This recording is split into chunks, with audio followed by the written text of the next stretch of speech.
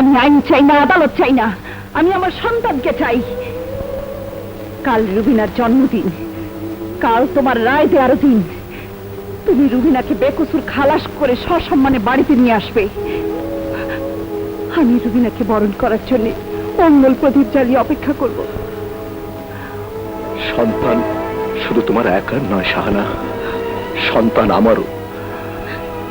আমিও রুবিনার বেকসুর খালাস চাই, কিন্তু কিন্তু আইনকে অস্বীকার করে নয়। তোমার কোনো কথাই আমি শুনতে চাই না।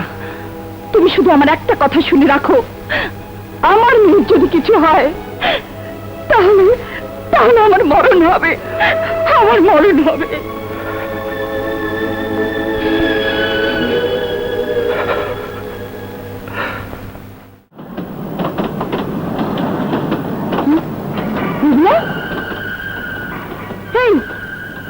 কোথায়?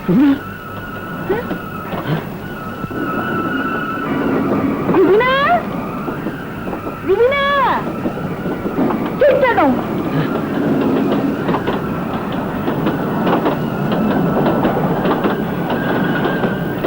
শিখে চিন্তা নাও।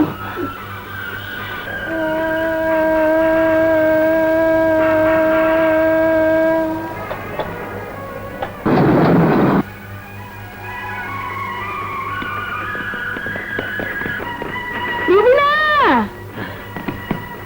রুবিনা,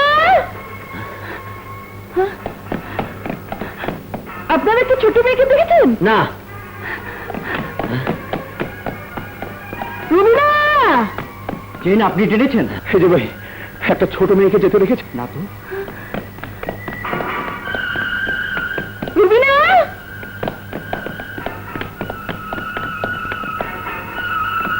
রুবিনা,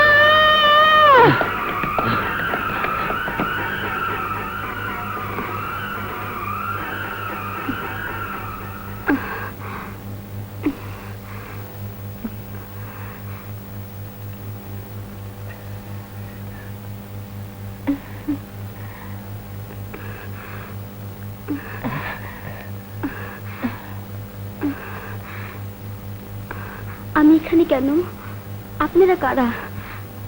আমাদেরকে চিনতে পারবে না, কিন্তু তুমি কে মা? আমি আমি কোথায় যেন যাচ্ছিলাম। কোথায়? কার সাথে যাচ্ছিলে? তোমার বাবা মার সাথে? আমার বাবা মা? কি আমার বাবা মা? তোমার বাবা মার কথা তুমি জানো না? না, আমি কিছু মনে করতে পারছি না। শুধু মনে পড়ছে ওরা যেন কিসের ঝগড়াঝাটির চাকরি করত। ওদের চেহারা আমি কিছুতেই মনে করতে পারছি না, কিছুতেই মনে করতে পারছি না, কিছুতেই না, কিছুতেই না। ঠিক আছে, ঠিক আছে, তুমি বিশ্রাম নাও। শোনো,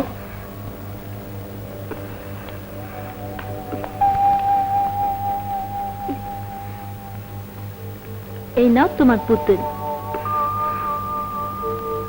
আমার পুতুল? হ্যাঁ, তোমার পুতুল।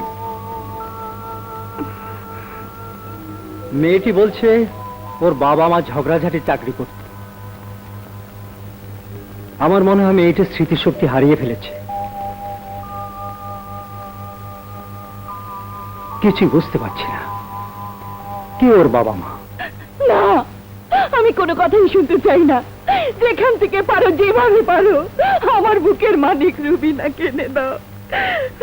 চুপ করো শাহানা, চুপ করো। তুমি কি ভেবেছো সন্তানের জন্য শুধু তোমারই বুকটা ফেটে যাচ্ছে আর আমি খুব সুখী আছি না? শাহানা, তুমি মা, তাই কেঁদে তোমার দুঃখ প্রকাশ করতে পারো, কিন্তু আমি বাবা, তাই সমস্ত দুঃখ আমাকে নীরবে সহ্য করতে হয়। তোমার সহ্য ক্ষমতা আছে, কিন্তু আমি মা, আমার সেই ক্ষমতা নেই।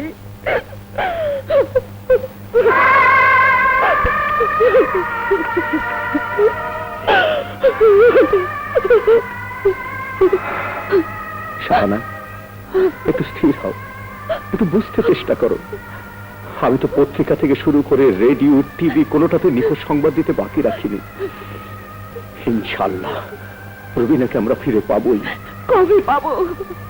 আমার যে মন মানছে না। ছোট্ট মেয়ে, কোথায় আছে, কেমন আছে?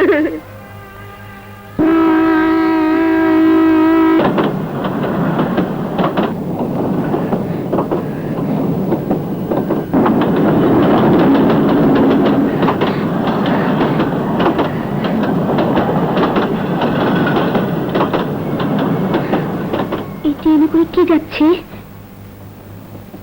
কে যাচ্ছে? কে? শ্রাবণ, মেয়েটিকে ঘরে কোথাও খুঁজে পাচ্ছি না। দেখতে বাইরে গেছে কিনা। যাচ্ছি।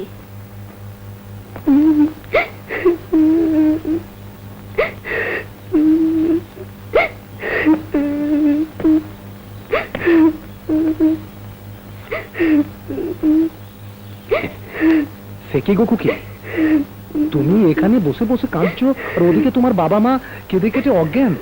হ্যাঁ আমার বাবা মা? হ্যাঁ, কে? কোথায় ওরা? চলো আমার সঙ্গে, এসো এসো।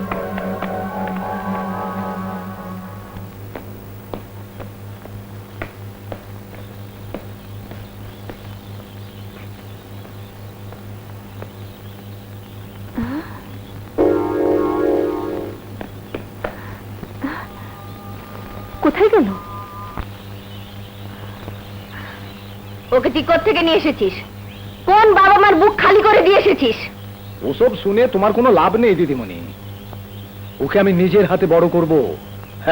ও যখন ডাঙর হবে তখন আমি বুড়ো হব, আর ও হবে আমার বুড়ো বয়সের একমাত্র অবলম্বন। হ্যাঁ, ওকে দিয়ে আমি বিজনেস করাবো, বিজনেস। তুই একটা পাপী, তুই একটা ছোট লোক। গাল দিচ্ছ কেন দিদিমণি? তুমি গাল দিলে মনটা বেজায় খারাপ হয়ে যায়। সে যাকে মেয়েটাকে তৈরি রেখো, সন্ধ্যে বেলাতে দিয়ে যাবো। হ্যাঁ,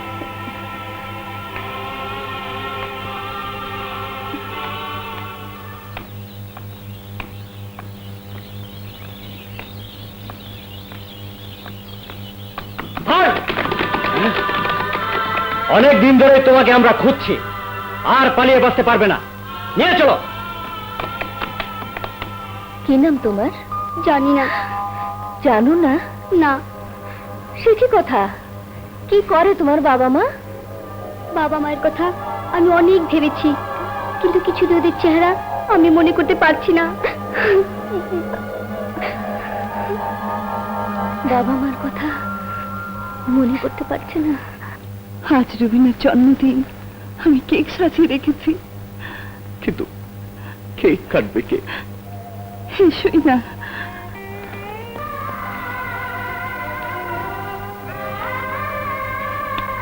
সে হবে আমার বৃদ্ধ বয়সের একমাত্র অবলম্বন।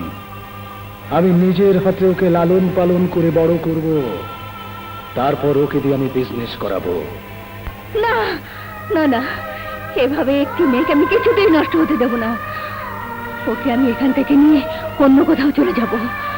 মায়ের আদর দিয়ে ওকে আমি লালন পালন করব। ওকে দিয়ে আমি আমার মাতৃত্বের স্বাদ পূরণ করব। আমার মেয়ে হলে সে বড় হবে, ওকে আমি বিরাট বড় গায়িকা বানাবো, বিরাট বড় গায়িকা।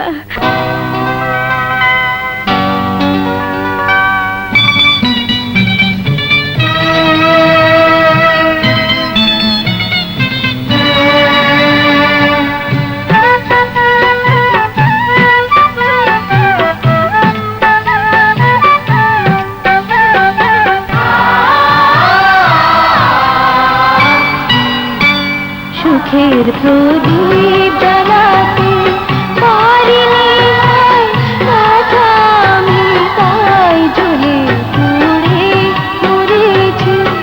আঁখি জলে আঁখি দুটি হায় খুঁজে যারে, বারে বারে দেখা পাই না। সুখের প্রদীপ জ্বালাতে পারিনি, হায় একা আমি তাই জ্বলে পুড়ে মরেছি।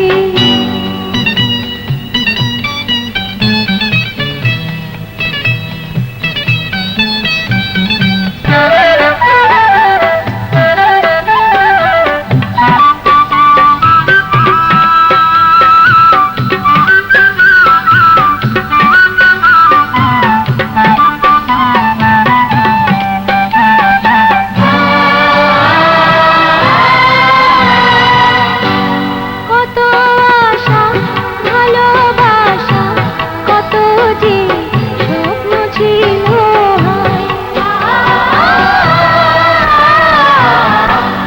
আমার পাশে মধুর হেসে আপনজন রইবে সাথে হয় ফিরে আসা ফিরে আসা আমার সেই দিনগুলো কোথায় গেল সুখের প্রদীপ জ্বালাতে পারিনি হয় একা আমি তাই জ্বলে পুড়ে মরেছি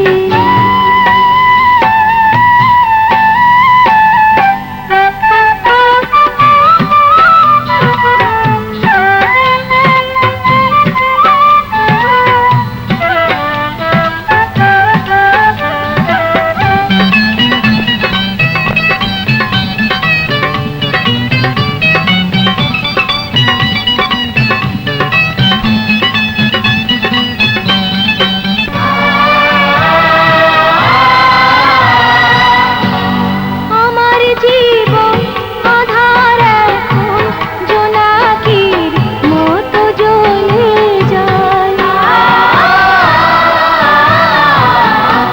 সুখের ঠিকানা আমি পাই না কপালে দুঃখ লেখাটাই মুছে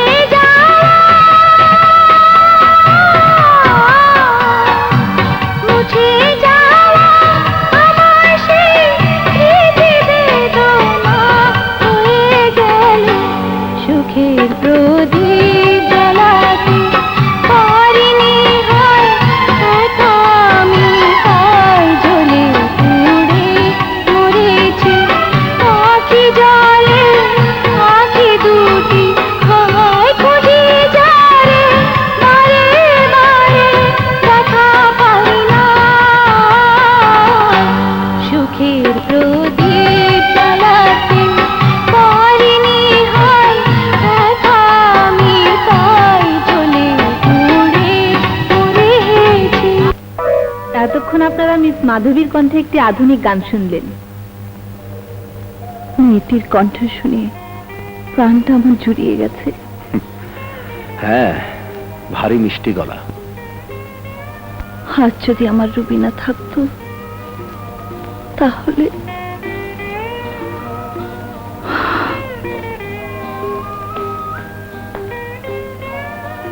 মাধবী, তুই অনেক বড় হবি, তোর কণ্ঠের তুলনা নেই। দোয়া করিস। নিশ্চয়ই। আসি। আয়।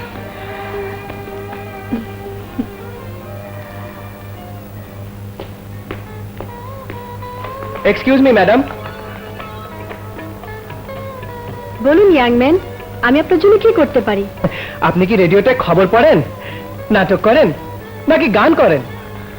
কেন বলুন তো? একটু আগে রেডিওতে মাধবী নামের যে গায়িকা গান গেয়েছেন, উনি কি আছেন না চলে গেছেন? ওনাকে আপনি চেনেন? হ্যাঁ, না মানে সামনাসামনি পরিচয় নেই, আমি ওনার একজন ভক্ত। যাকে, উনি কি চলে গেছেন? জি না, আছেন, এক্ষুনি হয়তো বেরোবেন। নীল সালোয়ার কামিজ পরে আসবেন, দেখতে খুব সুন্দরী, টানা টানা হরিণের মতো চোখ। যাবেন, চলি, বাই। আছে আছে, ওই যে, নীল সালোয়ার কামিজ। ম্যাডাম, ম্যাডাম, আমি আপনার একজন ভক্ত। আপনার মতো কণ্ঠ আমি জীবনেও শুনিনি। আপনার কণ্ঠ শুনে আমি পাগল হয়ে গিয়েছি। আপনার মতো সুন্দর গান লতা মঙ্গেশকর সারা জীবনেও গায়নি, আর গাইতে পারবেও না। ম্যাডাম, আমার উপহার গ্রহণ করুন।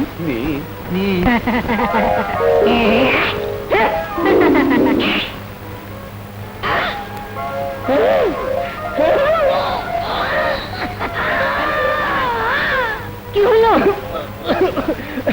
কিছু হয়নি ম্যাডাম, আপনার রূপ দেখে মাথা ঘুরে পড়ে গিয়েছিলাম মিস মাধবী। মাফ করবেন, আমি মাধবী নই, হ্যাঁ? আমি কণ্ঠশিল্পী আমেনা বেগম। মাধবী একটু আগে চলে গেছে। ওই যে সাদা ফ্রক পরা। হ্যাঁ। শুনুন, আমাকে মিস মাধবীর টেলিফোন নাম্বারটা দেবেন। আমি ডন রেকর্ডিং কোম্পানি থেকে এসেছি, ওনার একটা ক্যাসেট বের করতে চাই। দিন না। হ্যালো, এটা কি কণ্ঠশিল্পী মিস মাধবীর বাসা? জি, এটা ওনারই বাসা। উনি কি বাসায় আছেন? কি দরকার বলুন? দরকারটা সরাসরি তাকেই বলবো। দয়া করে তাকে দিন, ভীষণ বিপদ। বিপদ? কিসের বিপদ বলুন? আমি মাধবী বলছি। মাধবী কথা বলছে, চালিয়ে যা। শুনুন, আমি সঙ্গীত শিল্পী আমিনা বেগমের ছোট ভাই বলছি। হ্যাঁ, চৌধুরী ক্লিনিকে নিয়ে এসেছি। এখানে আমাদের কেউ নেই তো, আপা বারবার আপনার কথাই বলছে।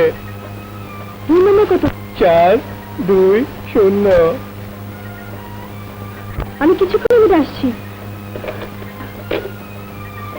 রোজ মেয়ে পটাবার জন্য এটা তুই কি নাম্বার দিলি? এটা তো 420। 420 রুমের কথা বলছেন? হ্যাঁ, এই নাম্বারে আমাদের এখানে কোনো রুম নেই। আমার মনে হয় আপনার সঙ্গে একটু ফ্রড করেছে। তা কেন করবে? করতেও পারে। আপনাকে দেয়া নাম্বারটা দেখুন, 420 মানে 420। এই চলি।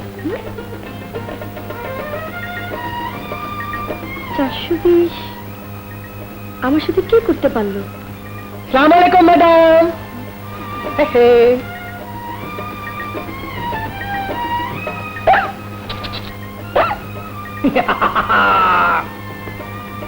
তাহলে আপনি আমার সাথে 420 করেছেন?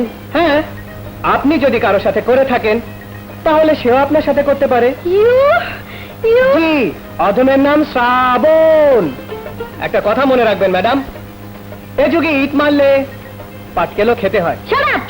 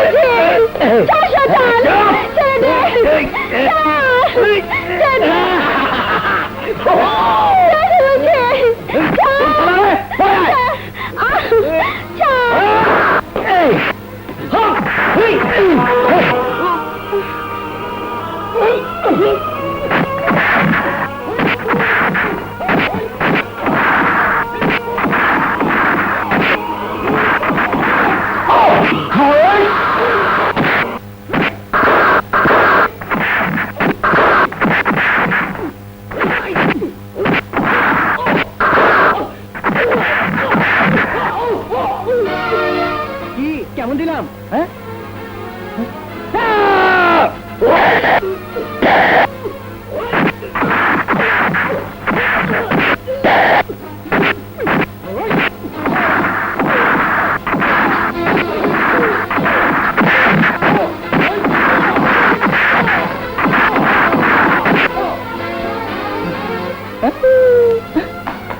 এবার কেমন দিলাম?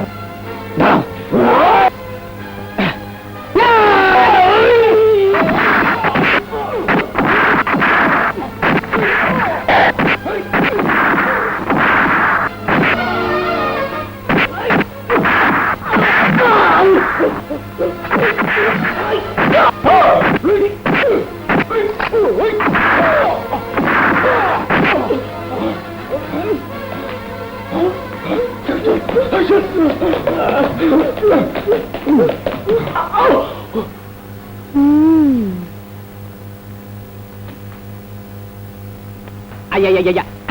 কি কেমন দিলাম? সব পালিয়েছে। দুঃখিত, আপনাকে ধন্যবাদ দিতে পারলাম না। কেন? মনে করেছেন আপনার চালাকি আমি বুঝিনি? হিন্দি ছবির মতো গুন্ডা আমাকে মিথ্যে আক্রমণ করিয়ে হিরোর মতো এসে মেরে তাড়িয়ে আমার মনে জায়গা করতে চাইছে। না, ওরা Shut up!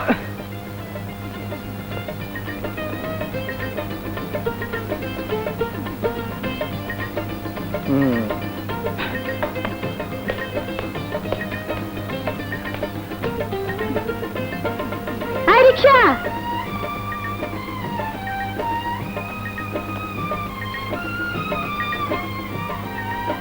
চলো।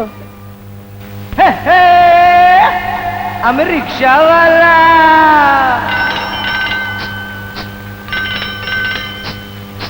লা লা লা লা লা লা লা লা লা লা লা লা লা লা লা লা লা লা।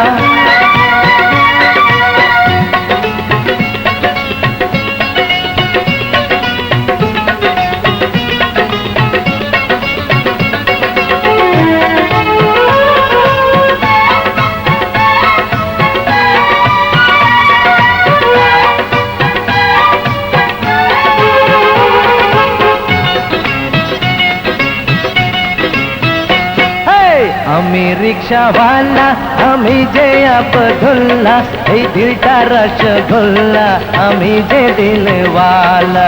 ও আমি রসিক হয়ে রসের মজা আজও পেলাম না, ভালোবাসা পেলাম না। আমি রিক্সাওয়ালা, আমি যে আব্দুল্লাহ, এই দিলটা রসগোল্লা, আমি যে দিলওয়ালা। আমি রিক্সাওয়ালা।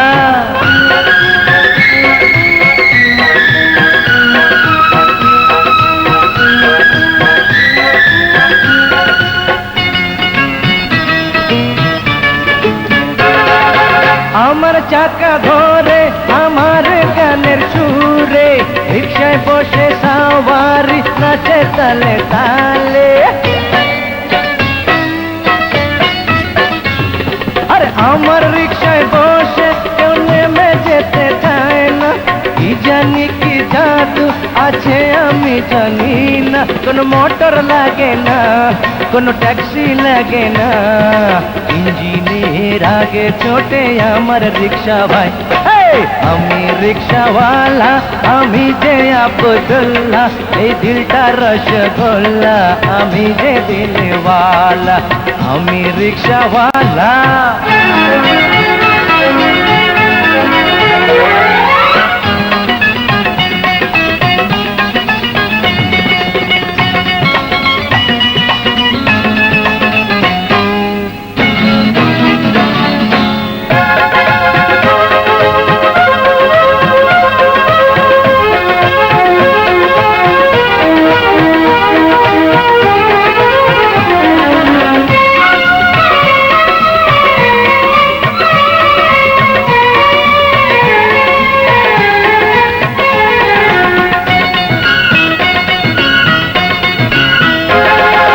কত প্রেম আছে আমার মনের মাঝে, রিক্সাওয়ালার মনে আর ভেজাল কিছু নাই রে।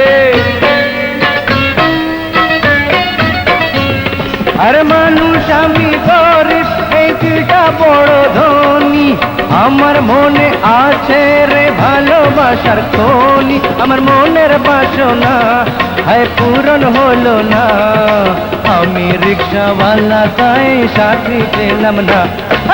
আমি রিক্সাওয়ালা, আমি যে আব্দুল্লাহ, এই দিলটা রসগোল্লা, আমি যে দিলওয়ালা। ও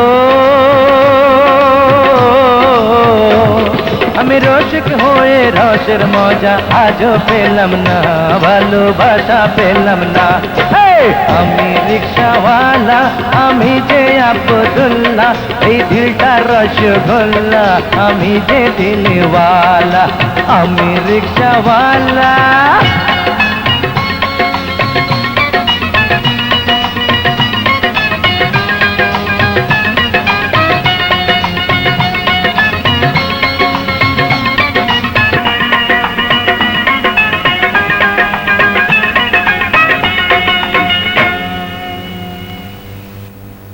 থামুন থামুন, এখানে থামুন।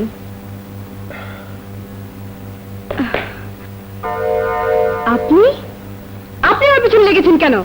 আমি আপনার পেছনে লাগবো কেন?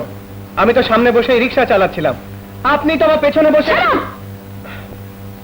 আমাকে এভাবে হয়রানি করছেন কেন? ও বুঝেছি, আমার এক জমজ ভাই আছে, আপনি বুঝি তার কথা বলছেন? জমজ ভাই? হ্যাঁ ম্যাম সাহেব, ওর জন্য আমার একটুও শান্তি নেই। দোকানে গিয়ে বাকি খাবে আর দোকানদার এসে আমাকে ধরবে। কি বলবো মেম সাহেব, এই ছোট ভাইটাকে পড়ানোর জন্য পায়ের ঘাম মাথায় ফেল না মানে মাথার ঘাম পায়ে ফেলে দিন রাত পরিশ্রম করে যাচ্ছি, কিন্তু ও মেয়েদের পেছনে ঘুরে ঘুরে জীবনটা শেষ করে ফেললো। আপনাকেও জ্বালিয়েছে। আজ ওর একদিন কি আমার একদিন, মেরে হাড় গুঁড়ো করে দেবো। না না, হাড়গুলো করার দরকার নেই। ঠিক আছে, তাহলে লেখাপড়া বন্ধ করে দেবো। না না, লেখাপড়া বন্ধ করার দরকার নেই। না না, আপনার কোনো কথাই আমি শুনবো না। এমন সুন্দরী মহিলাকে যে আঘাত দেয় তার লেখাপড়া করার কোনো অধিকার নেই। শুনুন না শুনবো না, না আপনার কোনো কথা শুনবো না, শুনুন। না শুনবো না। আজ ওর একদিন কি আমার একদিন, বেটা বদমাইশ। কি বলতে কি বলেছি, এখন আল্লাহ জানে ওর কপালে কি আছে। আয়।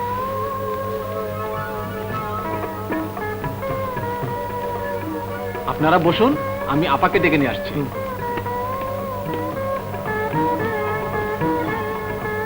আপমনি, আপনার কাছে কয়েকজন মেহমান এসেছে। বসিয়েছিস? জি।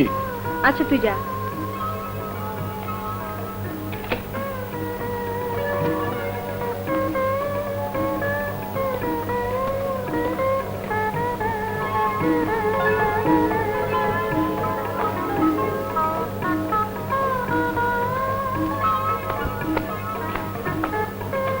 কেন এসেছেন বলুন?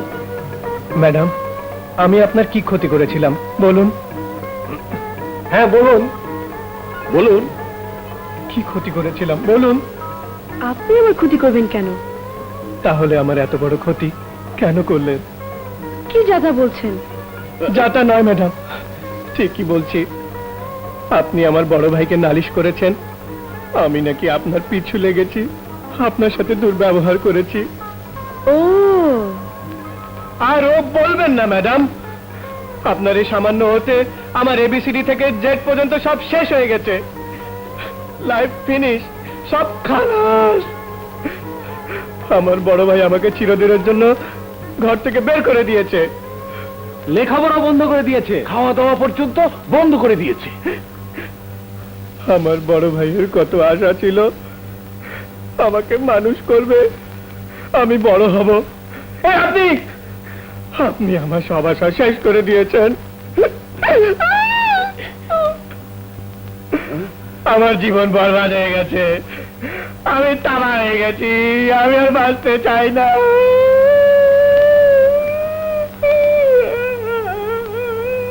শুনুন, জি বলুন। আসলে ওর জন্য আপনার ভাই আপনাকে এত বড় শাস্তি দেবে। আমিও ভাবতে পারিনি আপনার সাথে কি ইয়ে করায় আপনি আমাকে এত বড় শাস্তি দেবেন। আমি দুঃখিত। আমি আপনার ভাইয়ের কাছে গিয়ে বলবো আপনাকে যেন মাফ করে দেয়। আমাকে আপনার ভাইয়ের কাছে নিয়ে চলুন। না না না না না না, আমি যাব না, আমি যাব না। আমাকে দেখলে ভাইয়া মেরেই ফেলবে। আপনি ওদের দুজনের সাথে যান, আপনি ফিরে না আসা পর্যন্ত আমি এখানেই থাকবো।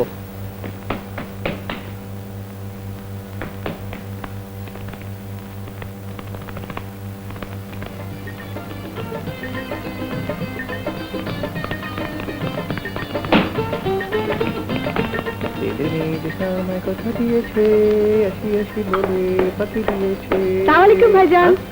আরে তুমি বসো বসো। না ভাইজান, ভীষণ পানি পিপাসা লেগেছে, আগে পানি খেয়ে আসি। আরে দাঁড়াও, তুমি বসো, আমি পানি এনে দিচ্ছি, বসো। আপনি বড় ভাই, আপনি কেন ছোট বোনে কাজ করবেন? আমি নিজেই পানি খেয়ে আসছি।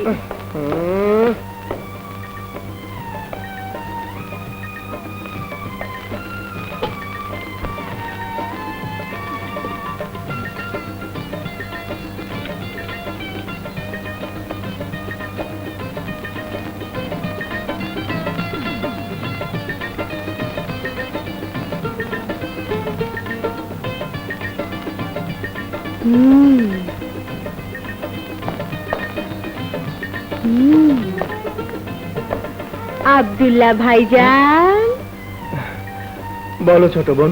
আপনার ভাইয়ের শার্ট প্যান্ট এখানে এলো কি করে? মানে ও তো এখানেই থাকে, কাপড় তো এখানে থাকবেই।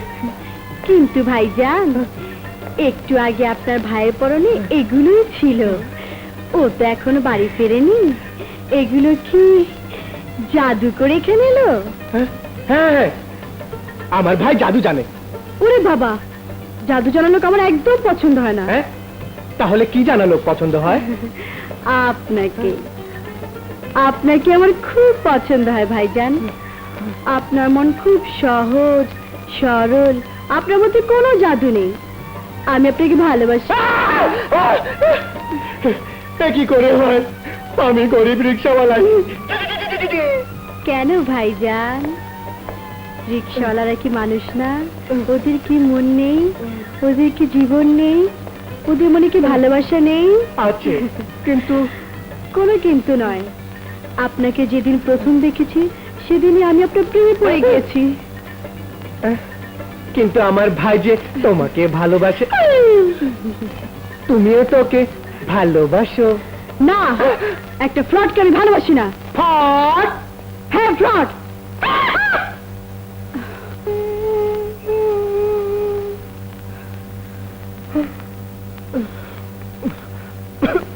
মাফ করে দিলে হয় না? I hate you. আমি তোমাকে ঘৃণা করি। I hate you. তুমি আমাকে ঘৃণা করলেও আমি তোমাকে ভালোবাসি, আর তোমার ভালোবাসা পাবার জন্য আমি ফ্রড সেজেছি। তুমি যাই করে থাকো না কেন, তোমাকে প্রথমে দেখিয়ে আমার ভালো লেগেছিল। তুমি এত সব না করলেও পারতে। তাহলে তুমি আমাকে ক্ষমা করে দিয়েছো? হ্যাঁ, করেছি।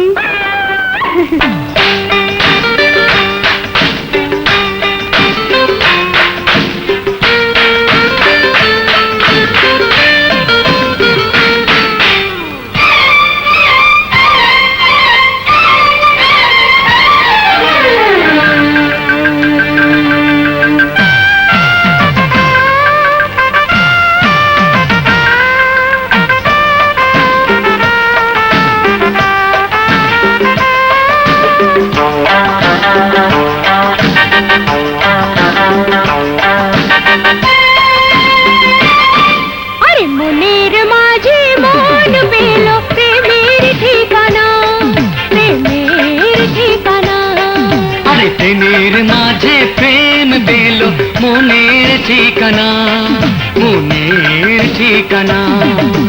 দুটি খাঁচার পাখি ডানা মেলেছে, দুটি প্রেমের আঁখি মন ভরেছে, চুপি চুপি কত কথা বলা হয়েছে। আরে মনের আশা ভালোবাসা সুখে জড়ালো, সুখে জড়ালো। আরে মনের মাঝে মন পেল প্রেমের ঠিকানা, প্রেমের ঠিকানা।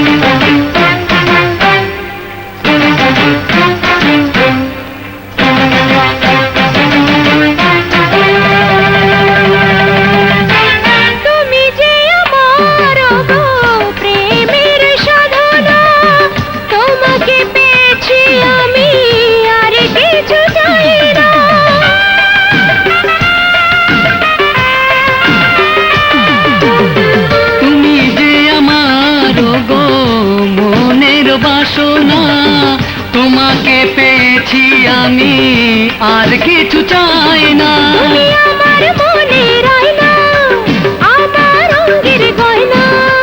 মন যে আমার সয়না, দূরে আর থেকো না।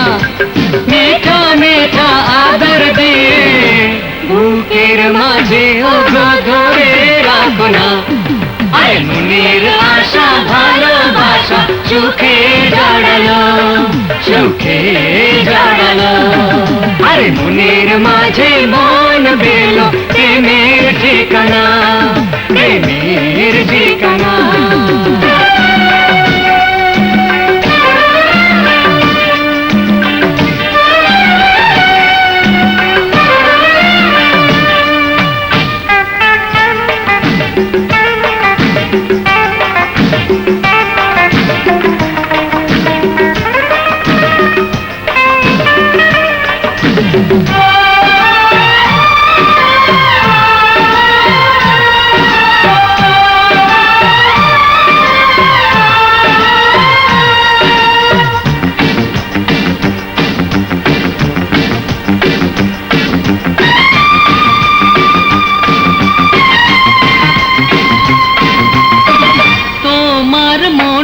রঙে তরি খানি ভাসিয়ে ঢেউয়ের মাঝে রব বাসর সাজিয়ে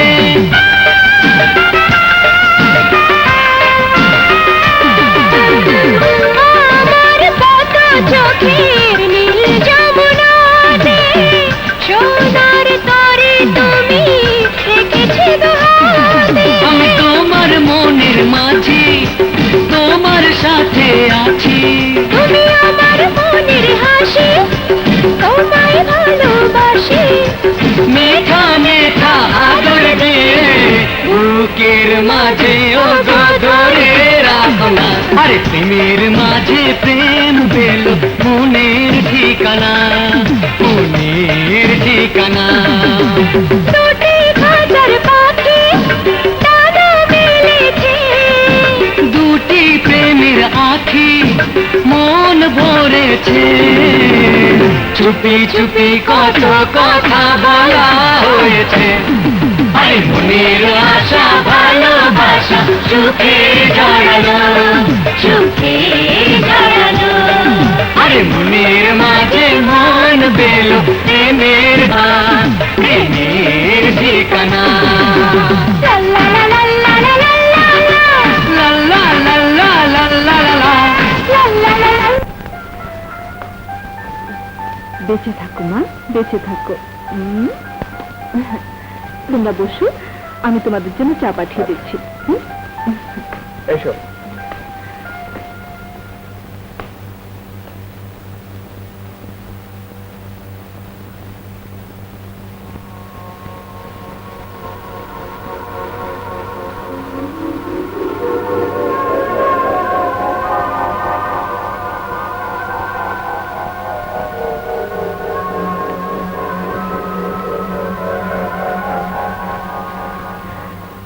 এই পুতুলটা কার?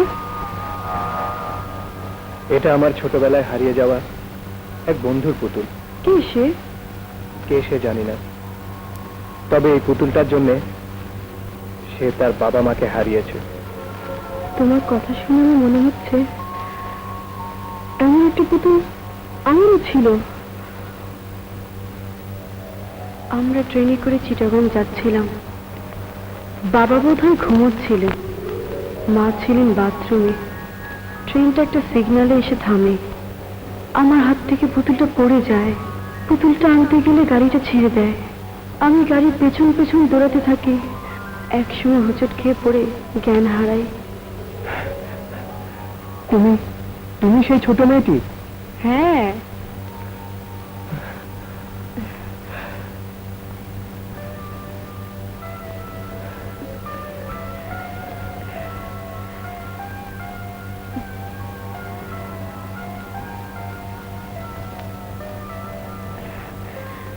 মাধবী, তোমার বাবা মার কাছে ফেরার পর আমার কথা কি তোমার একটুও মনে পড়বে না? বাবা মা, বাবা মাকে আমি আজও খুঁজে পাইনি। খুঁজে পাওনি? না, যখনই আমি বাবা মার কথা মনে করতে চেষ্টা করি তখনই আমার চোখ দুটি ঝাপসা হয়ে আসে। আর এই ঝাপসা চোখে বাবা মায়ের কথা আমি মনে করতে পারি না, কিছুতেই পারি না। রেডিও অফিসে গিয়ে মেয়েটির খোঁজ নেব। হ্যাঁ, সামনে আমার রুবিনের জন্মদিন। সেদিন কণ্ঠশিল্পী মাধবীকে দিয়ে কেক কাটিয়ে পড়লাম মেয়েটি। ওকে দেখতে আমার ভীষণ ইচ্ছে করছে। বেশ, তোমার মনের ইচ্ছে পূরণ হোক। আমি রেডিও অফিসে গিয়ে মেয়েটির খোঁজ নেব। হ্যাঁ, বেঁচে থাক বাবা, বেঁচে থাক। তুই পাস করেছিস। আজ তোর বাবা বেঁচে থাকলে কত খুশি হতো। হ্যাঁ মা, বাবা খুব খুশি হতেন। মা, আমি আমার স্যারকে খুশি খবরটা দিয়ে সালাম করে আসছি। তুমি লতে ফার্স্ট ক্লাস পেয়ে পাশ করেছো, তাতে আমি কত খুশি হয়েছি তা তোমাকে বোঝাতে পারবো না। আন্টি, আমি ল পাস করেছি। তাই নাকি? খুব খুশি হয়েছি বাবা। তুমি বসে। আচ্ছা, তোমাকে যে কণ্ঠশিল্পী মাধবীর কথা বলেছিলাম তার কি করেছো? কণ্ঠশিল্পী মাধবী? হ্যাঁ, তুমি ওকে চেনো? চিনি স্যার, ওর সাথে আমার পরিচয় আছে। তুমি ওকে চেনো? হ্যাঁ তাহলে কাল তুমি ওকে এখানে নিয়ে আসতে পারবে? পারবো, কিন্তু ও তো এখানে আসার কারণ জানতে চাইবে। তুমি তো জানো কাল আমার মেয়ের জন্মদিন। আমি চাই এবারের জন্মদিনে মাধবী এসে কেক কেটে গান শুনিয়ে আমার এই অতৃপ্ত মায়ের মনকে একটু সান্ত্বনা দিয়ে যাক। না, আমি যাব না। যাবে না? কি বলছো তুমি? ঠিকই বলছি। কোনো বাড়ির আসরে গান আমি গাইতে পারবো না, কারণ আমি পেশাদারী শিল্পী নই শ্রাবণ। পেশাদারী শিল্পী হিসাবে নয় মাধবী, একজন মেয়ে হিসাবে তোমাকে আমি যেতে বলছি।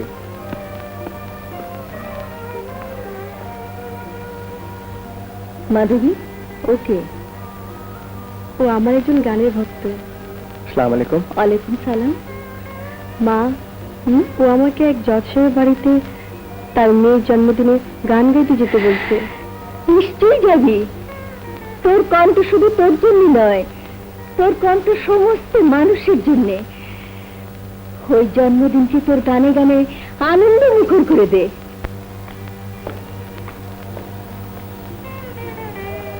হগু, মাধবীকে নিয়ে শ্রাবণ তো এখনো এলো না। আসবে, অবশ্যই আসবে। এসো মাধবী।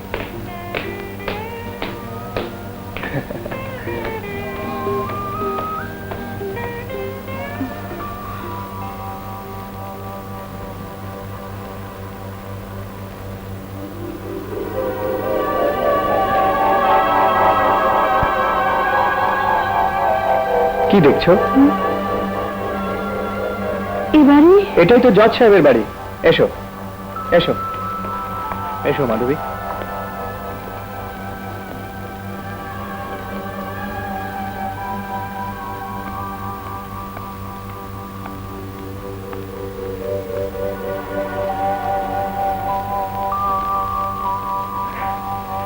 আন্টি, এই সেই কণ্ঠশিল্পী মাধবী যাকে আপনি নিয়ে আসতে বলেছিলেন।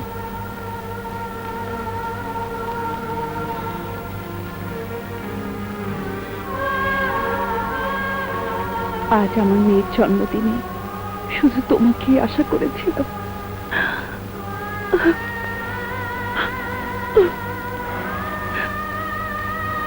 শাহানা, তুমি আমাকে কথা দিয়েছিলে আজ আমার মেয়ের জন্মদিনে তুমি কাঁদবে না।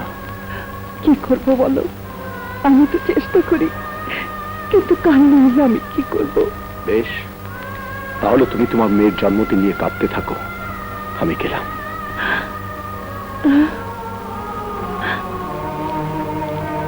এই দেখো, আমি চোখের পানি মুছে ফেলছি।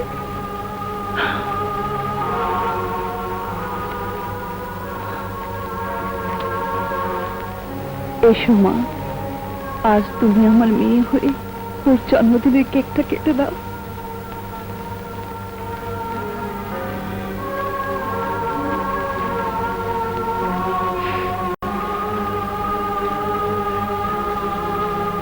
কাটো মা। Happy birthday to you.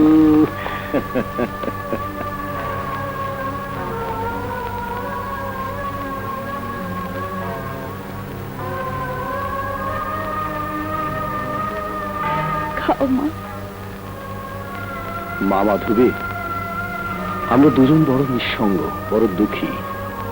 তাই একটা গান গেয়ে আমাদের দুঃখী মনটাকে একটু খুশি করে দাও।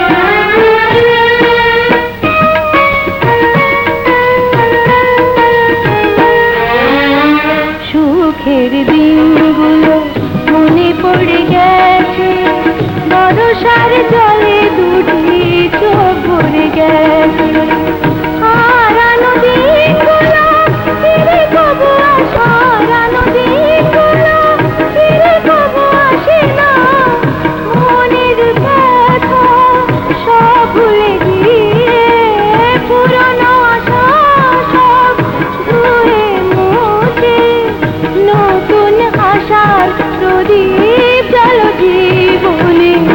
ভাগ্য আমার কোথায় এলো রে, ভাগ্য আমার কোথায় এলো রে।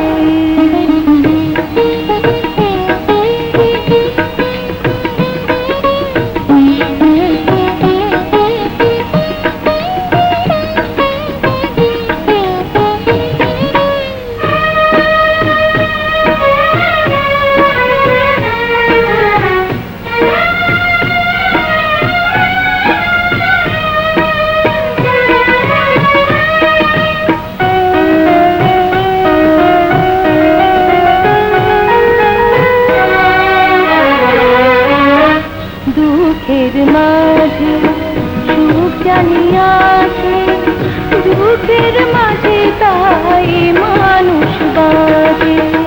চিরদিন কারো দুঃখ থাকে না, চিরদিন কারো দুঃখ থাকে না। স্বপ্ন একদিন সত্যি হবে, আশা একদিন পূর্ণ হবে, আলো জ্বলবে জীবনে। ভাগ্য আমার কোথায় এলো রে, আমার কোথায় এলো রে। এখানে স্মৃতি ভাসে মনে তো পড়ে না আমার, হায় রে ভাগ্য আমার কোথায় এলো রে, ভাগ্য আমার কোথায় এলো রে। এখানে এসে কি স্মৃতি ভাসে মনে তো পড়ে না আমার, হায় রে ভাগ্য আমার কোথায় রে, ভাগ্য আমার কোথায় এলো রে।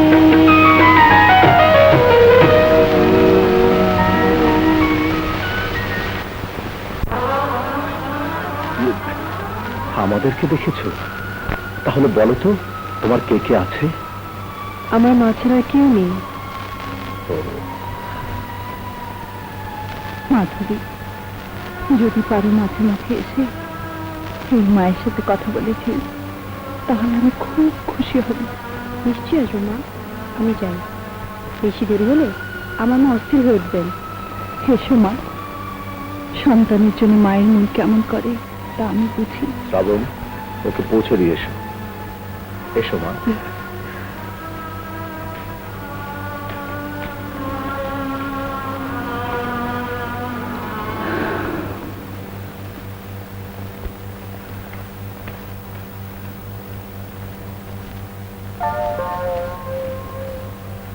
কে?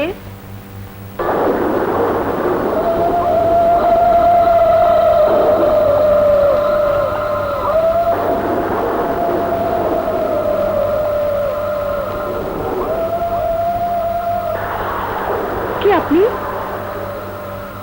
আমার মন যা বলতে চাইছে তুমি সে নাকি গো? কি কথা বলছেন? কে আপনি? কার সাথে কথা বলছিস মা?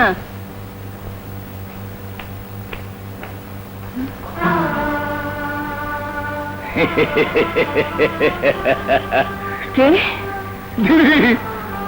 তোমার ছোট ভাই গোলাম হোসেন, চিরটা কাল যাকে তুমি দূর দূর করেছো, আমার সঙ্গে কুকুর বেড়ালের মতো ব্যবহার করেছো, কিন্তু আমি নিরপরাধ দিদি, বিশ্বাস করো আমি নির্দোষ। এই বিশ্ব ব্রহ্মাণ্ডে তুমি ছাড়া আমার আর কে আছে বলো? আজ তাই তো 10 বছর জেল খেটে গত একটি মাস তোমাকে কত খুঁজেছি। আজ কোন ভাগ্যচক্র যে তোমার দেখা পেলুম দিদি। এ অধমকে তোমার পায়ে ঠাই দাও দিদি, ঠাই দাও। তোর মতো কুলাঙ্গারের আমার কাছে কোনো ঠাঁই নেই। জানতুম, আমি জানতুম তোমার শ্রীচরণে আমার কোনো স্থান নেই। সে যাক, যে মেয়েটিকে 10 বছর আগে তোমার কাছে দিয়ে গিয়েছিলাম সে কোথায়? তাকে কি দরকার? না মানে ওর আসল বাবা মায়ের কাছে ওকে পৌঁছে দিতে হবে যে দিদি। না, ও আমার মেয়ে, ওকে আমার কাছ থেকে কেউ করে দিতে পারবে না। ও তাহলে এই সে। আচ্ছা খুকি, তুমি কি তোমার আসল বাবা মায়ের কাছে যেতে চাও নাকি চাও না? আমার বাবা মা হ্যাঁ, কোথায়? ওরা বলুন কোথায়? আছে গো, আছে। তোমাকে যেদিন রেল লাইন থেকে তুলে এনে আমার বোনের কাছে রেখে যাই, সেদিনই সালা পুলিশ আমাকে ধরে নিয়ে যায়। তাই তোমাকে আমি তোমার বাবা মায়ের কাছে নিয়ে যেতে পারিনি গো। আজ জেল থেকে বেরিয়েই আমি তোমার বাবা মায়ের কাছে গিয়েছিলাম। আহারে, মেয়ের জন্য কাঁদতে কাঁদতে দুজনের চোখ প্রায় অন্ধ হয়ে যাচ্ছে। আর কদিন চলে গেলে তারা বোধহয় আর দেখতেই পাবে না। তাহলে আমাকে এক্ষুনি নিয়ে চলুন মামা, এক্ষুনি নিয়ে চলুন। না না মাধবী, না, তুই ওর কথা বিশ্বাস করিস না। ও যা বলছে সব মিথ্যে। ও তোর ক্ষতি করবে মা, ও তোর ক্ষতি করবে। চুপ কর মা। মামা, আমাকে এক্ষুনি নিয়ে চলুন। এখন না, সন্ধ্যেবেলা তুমি তৈরি থেকো, আমি এসে নিয়ে যাব। কিন্তু একটা কথা, আমি চলে যাবার পর আমার বোন তোমাকে তার বুকের মাঝে ধরে রাখার জন্য অনেক কথাই বানিয়ে বানিয়ে বলবে, কিন্তু তুমি ওসব বিশ্বাস করবে না। শুধু আমাকে বিশ্বাস রেখো, আমি অবশ্যই তোমাকে তোমার বাবা মার কাছে নিয়ে যাব। এ আমার দায়িত্ব। চলি।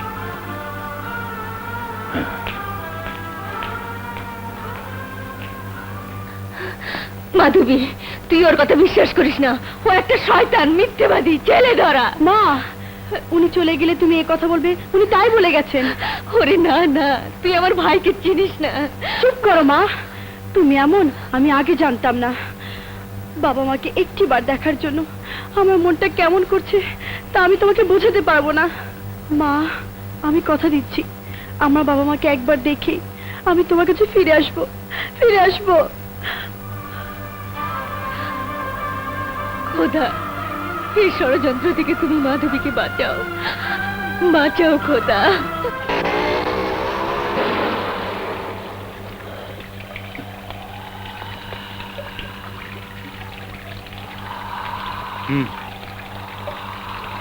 এসো।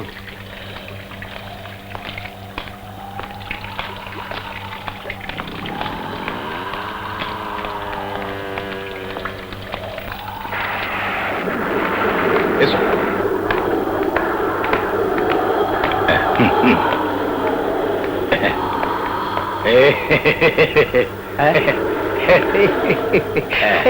স্যার, এই নিন আপনার আকাঙ্ক্ষিত ফল। একেবারে খাসা চিনি। আমি তাহলে চলুন। যাও যাও। কোথায় যাচ্ছ সুন্দরী?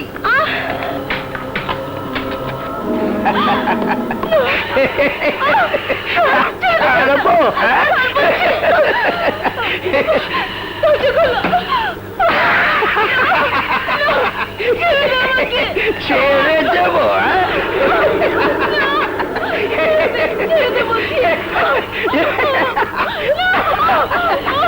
ছেড়ে দেবো?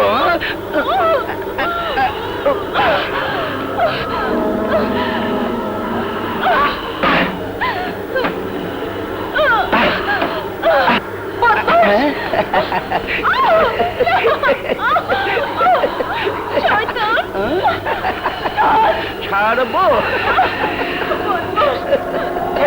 চুপ, ছেড়ে দেবো?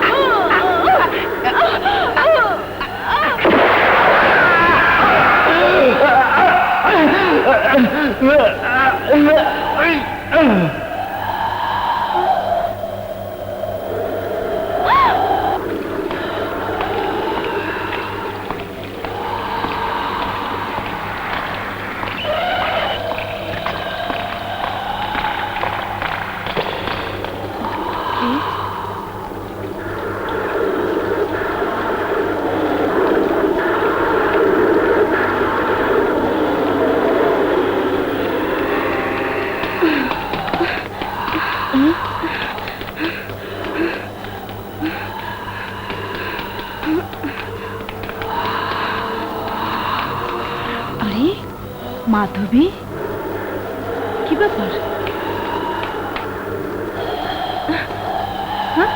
বাবা,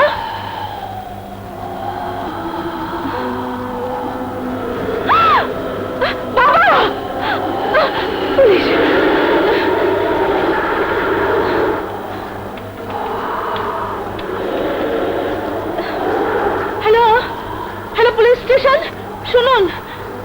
কণ্ঠশিল্পী মাধবী আমার বাবা সালাম খানকে খুন করে পালিয়ে গেছে। আমাকে ক্ষমা করে দাও মা, ক্ষমা করে দাও। আমি তোমার কথা না শুনে ভুল করেছি। কিন্তু কি হয়েছে বলবি তো? খুন। খুন? কে খুন হয়েছে? এসো আমার সাথে, এটাই একটা বাড়ি। হ্যাঁ, আপনি কণ্ঠশিল্পী মাধবী? জি। আমি আপনাকে খুনের দায়ে অ্যারেস্ট করলাম। অ্যারেস্ট করুন। না, আমি খুন করিনি, আমি খুন করিনি মা, আমি খুন করিনি মা, আমি খুন করিনি। ইন্সপেক্টর সাহেব, আমার মেয়ে বলছে সে খুন করেনি, খুন করেনি। এ কথা পুলিশকে বলে কোনো লাভ নেই, বলবেন কোর্টে। নিয়ে চলো।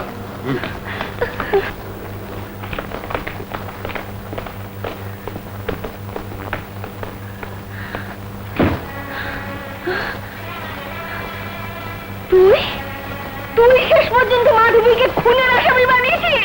হ্যাঁ, বানিয়েছি। শুধু আসামি নয়, তোমার ওই মাধবীকে ফাঁসির দড়িতে ঝোলাবো, আর ফাঁসির হুকুম নামায় সই করবে ওর বাবা ব্যারিস্টার সজীব চৌধুরী। খবর নিয়েছি বর্তমানে সে জজ আমাদের ভাইকে ফাঁসিতে ঝুলিয়েছিল, আমাদের ভাইকে। আর তুই পুলিশ রাখছিস? তুই জানিস ওই সজীব চৌধুরীকে আমি কত মিনতি করেছি, কত মিনতি করেছি। তাহলে আমার কথা কান দিল, তোমার বাচ্চা ফাঁসিতে ঝুলিয়ে দিল। আমার ভাই অন্যায় করেছিল, তাই তার ফাঁসি হয়েছে। কিন্তু মাধবী খুন করেনি, তাই ওর ফাঁসি হতে পারে না। আমি আদালতে গিয়ে চিৎকার করে বলবো, মাধবী খুন করেনি, খুন করেছিস তুই। হ্যালো, আরে সেখানে যেতে পারলে তো সাক্ষী দিবি। হ্যাঁ, কণ্ঠশিল্পী মাধবীকে শহরের বিশিষ্ট ব্যবসায়ী সালাম খানের হত্যার দায় গ্রেফতার? না না, এ হতে পারে না। শাহানা, শাহানা, এই দেখো পত্রিকায় কি লিখেছে। কি লিখেছে? মাধবী নাকি একজনকে খুন করেছে। মাধবী খুন করেছে? অসম্ভব, মাধবীর মতো মেয়ে কাজ করতে পারে না। নিশ্চয়ই কেউ ষড়যন্ত্র করে ওকে খুনের আসামি বানিয়েছে। হ্যাঁ, আমারও অবাক লাগছে, মাধবীর মতো মেয়ে খুন করবে না, এ হতে না।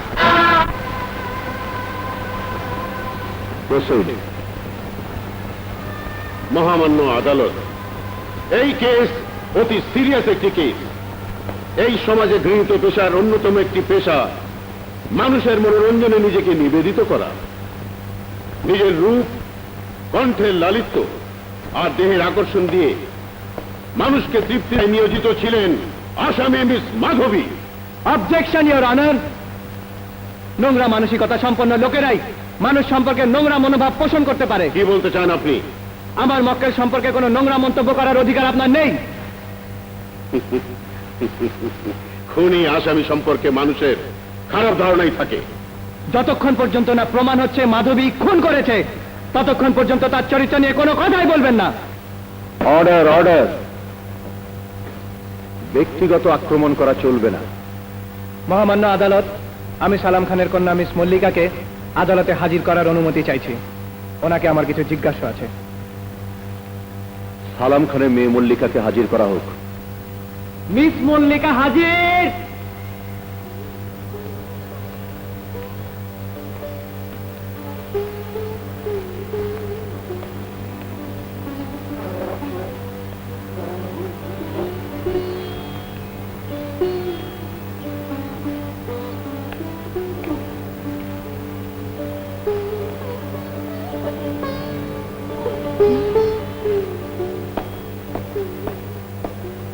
আচ্ছা মিস মল্লিকা, সালাম খান তো আপনার বাবা। জি, আমার বাবাকে মাধবী খুন করেছে, তাই আদালতের কাছে আমার অনুরোধ, ওকে শাস্তি দিন, ওকে শাস্তি দিন। উত্তেজিত হবেন না মিস মল্লিকা, আমার একটা প্রশ্নের জবাব দিন। আপনার বাবাকে যে মিস মাধবী খুন করেছেন, আপনি কি করে তার প্রমাণ পেলেন? আমি নিজের চোখে দেখেছি। কি দেখেছেন? আমার বাবার লাশ। লাশ দেখা মানে এই নয় যে মাধবী আপনার বাবাকে খুন করেছে। আপনি জানুয়ারি মাসের 24 তারিখ ঝড়ের রাতে স্বচক্ষে কি দেখেছেন শুধু তাই বলুন। আমি সেদিন নাইট শো ছবি দেখে যখন বাড়ি ফিরি, তখন দেখি আমাদের গেট দিয়ে আমার বাবার বন্ধু গোলাম হোসেনকে বেরিয়ে যেতে। তারপর দেখি আমাদের বাড়ির ভিতর থেকে মাধবীকে দ্রুত বেরিয়ে যেতে। আমি অবাক হই, আর ঘরে গিয়ে দেখি আমার বাবার লাশ। লাশ? মহামান্য আদালত, মিস মল্লিকা দেখেছে তাদের বাড়ি থেকে মাধবীকে বেরিয়ে যেতে, আর তখনই ঘরে গিয়ে দেখে তার বাবার লাশ, আর এটাই প্রমাণিত হয় মাধবী সালাম খানের প্রকৃত খুনি। না, এটাই প্রমাণ হয়নি মাধবী খুনি। মহামান্য আদালত, আজ মল্লিকার কথায় প্রমাণ হবে মাধবী খুনি নয়, কারণ 24 তারিখ রাতে মিস মল্লিকা আরো একজনকে তাদের বাড়ি থেকে চলে যেতে দেখেছেন। আমার অবাক লাগছে, মিস মল্লিকা দুজনকে বেরিয়ে যেতে দেখেছেন, অথচ আমার প্রতিপক্ষ উকিল নিশ্চিত করে বলতে চান মাধবী সালাম খানের প্রকৃত খুনি। কিন্তু আমি বলবো মাধবী খুনি নয়। মহামান্য আদালত, মহামান্য আদালত, মিস মাধবী আসল খুনি, এ কথা আমি আদালতে প্রমাণ করে দেব। তাই আমি মিস মাধবীকে কিছু কথা জিজ্ঞেস করতে চাই। অনুমতি দেয়া হলো।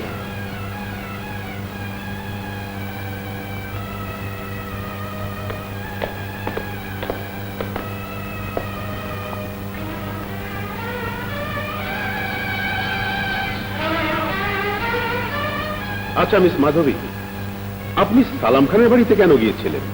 সালাম খানের বন্ধু গোলাম হোসেন আমাকে বলেছিল আমাকে আমার বাবা মায়ের কাছে নিয়ে যাবে। বাবা মা? আপনার বাবা মা? আপনার তো শুধু মা আছে জানতাম, এখন হঠাৎ বাবা কোত্থেকে উদয় হলো? এটা আপনার কত নম্বর বাবা?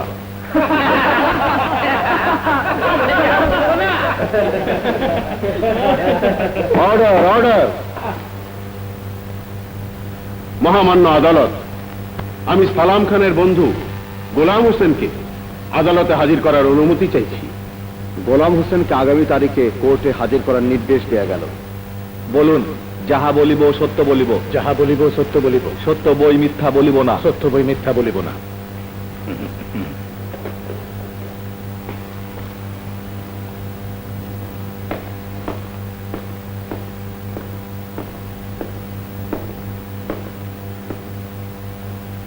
গোলাম হোসেন, আপনি তো অনেকবার জেল খেটেছেন।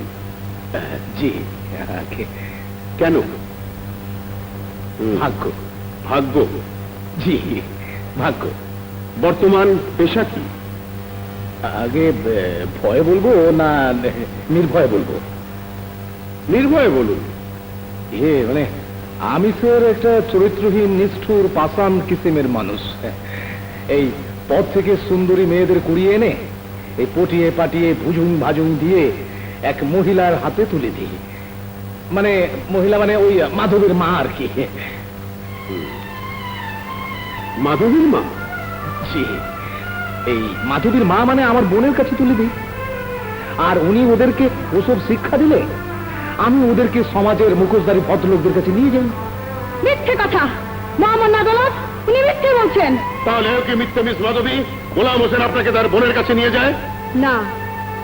এও কি মিথ্যে আপনি রোকেয়ার কাছে নাচ গান শিখেছেন? না।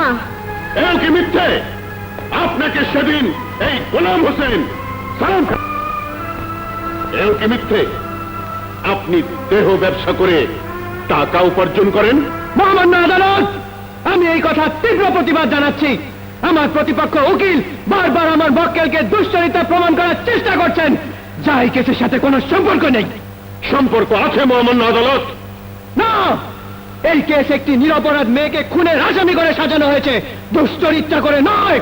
কিন্তু আমি বলছি, কণ্ঠশিল্পী মাধবী দুশ্চরিত্রা বলেই ঝড়ের রাতে সালাম খানের বাড়িতে গিয়েছিল।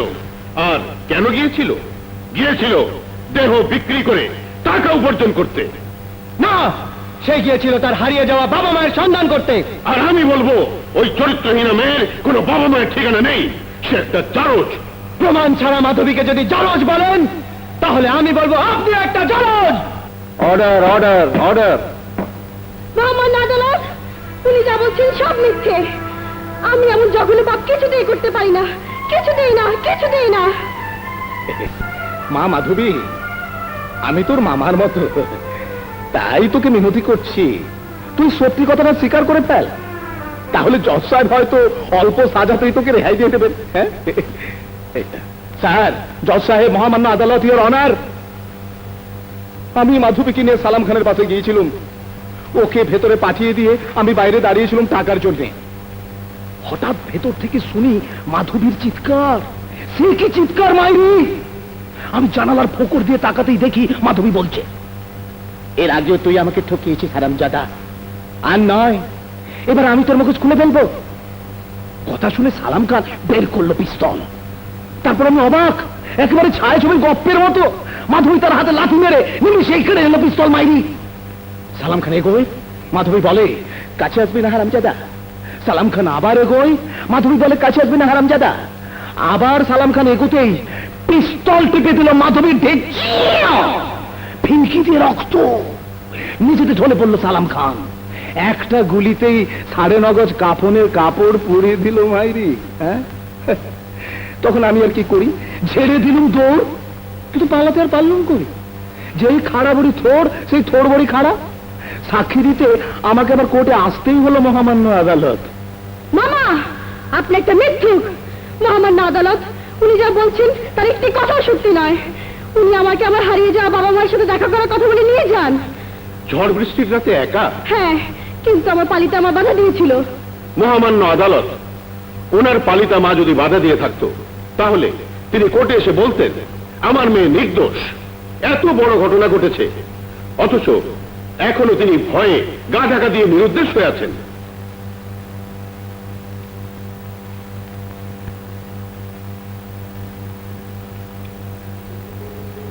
পুলিশকে আদেশ দেয়া হচ্ছে আসামির মা রোকেয়া সম্পর্কে সমস্ত রিপোর্ট কোর্টে দাখিল করার জন্য। কোর্ট মুলতবি করা হলো। ধন্যবাদ।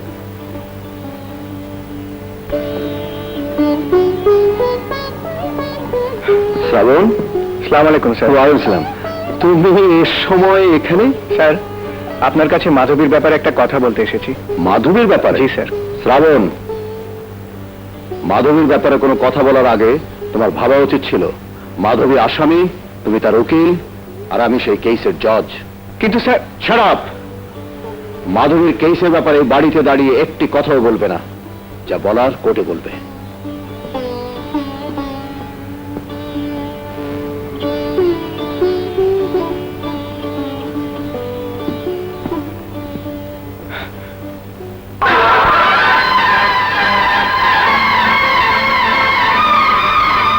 এই শোনো, দেয়ালে ওই ছবিটা কার?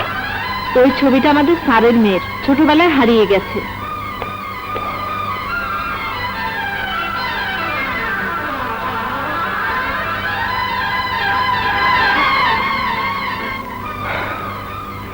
জজ সাহেব, যা বলার কাল কোর্টেই বলবো। মহামান্য আদালত, আমি গোলাম হোসেনকে কিছু প্রশ্ন করতে চাই। অনুমতি দেয়া হলো। গোলাম হোসেন হাজির।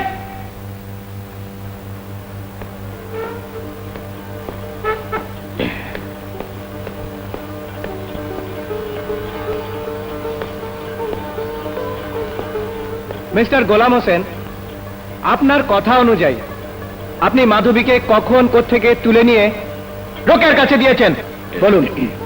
এই রাস্তার ফুটপাতে দাঁড়িয়ে কাঁদছিল, আমাকে দেখে বলল, মামা আমার এই দুনিয়াতে কেউ নেই, আমাকে একটু ঠাই দিন গো। আমার বড্ড মায়া হলো, ব্যাস ঠাই দিয়ে দিলুম। মিথ্যে কথা, সব মিথ্যে কথা, সব মিথ্যে। মিস্টার গোলাম হোসেন, আপনি চরম মিথ্যে কথা বলছেন। সে কি কথা উকিল বাবু, একটু আগেই তো আমি বিলিয়ে নিয়েছি, যা বলিব সত্য বলিব, সত্য বই মিথ্যা বলিব না। কিন্তু মিথ্যা আপনি বলছেন না। হ্যাঁ, আপনি মাধবীকে ট্রেন লাইন থেকে এই বলে উঠে নিয়ে গিয়েছিলেন যে মাধবীর বাবা মা তাকে নিতে পাঠিয়েছে, তাই নয় কি? না। মহামান্য আদালত, মাধবীর ইতিহাস এক করুণ ইতিহাস। বাবা মার সাথে ছোটবেলায় মাধবী ট্রেনে করে চিটাগং যাচ্ছিল, পুতুল নিয়ে খেলছিল মাধবী, বাবা ঘুমাচ্ছিল আর মা ছিল বাথরুমে। ট্রেনটা একটা সিগন্যালে এসে থামে, মাধবীর হাত থেকে পুতুলটা পড়ে যায়, পুতুলটা তুলতে নামে মাধবী, আর তখনই ট্রেনটা ছেড়ে দেয়।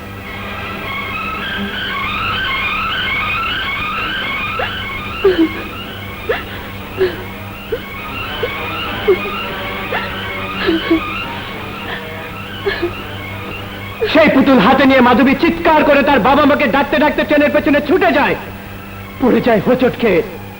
একসময় ট্রেনটা চলে যায় দূরে, আর ট্রেনটা চলে যাবার পর একজন লোক তাকে নিয়ে যায় ট্রেন লাইনের পাশেই তার বাড়িতে।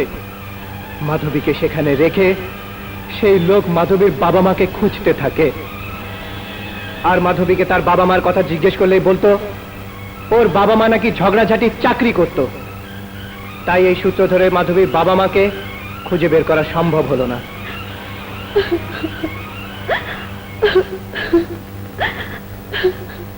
আর একদিন এই ছেলে ধরা ক্রিমিনাল গোলাম হোসেন তাকে ভুলিয়ে নিয়ে যায় ব্যবসা করার জন্য। শুধু পড়ে থাকে এই পুতুলটা।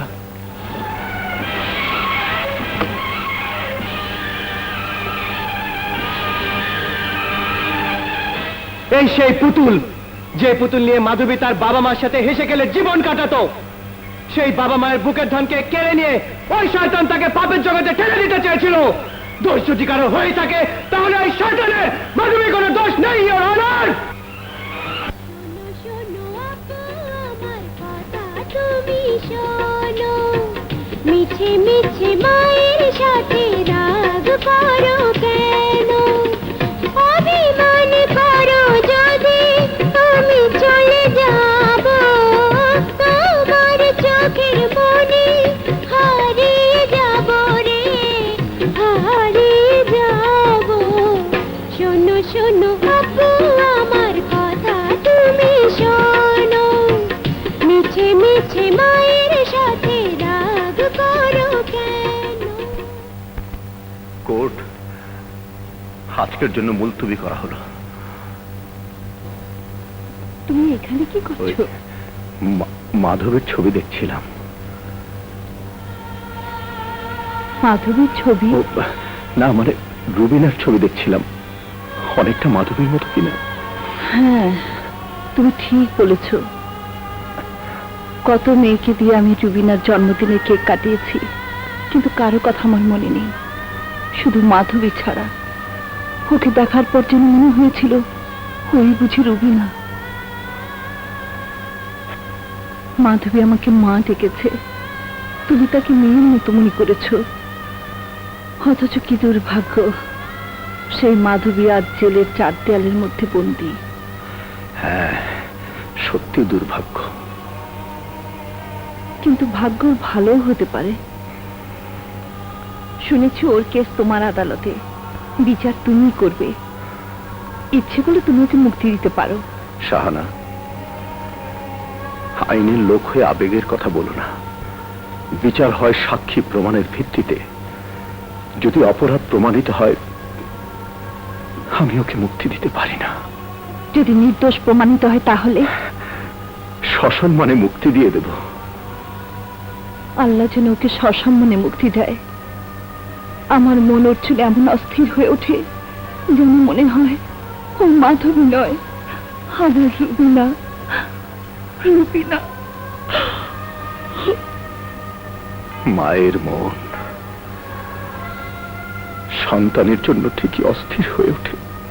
মহামান্য আদালত, আমার কাছে কতগুলো ফটো আছে যা প্রমাণ করে দেবে মাধবীর আসল চরিত্র। এই দেখুন।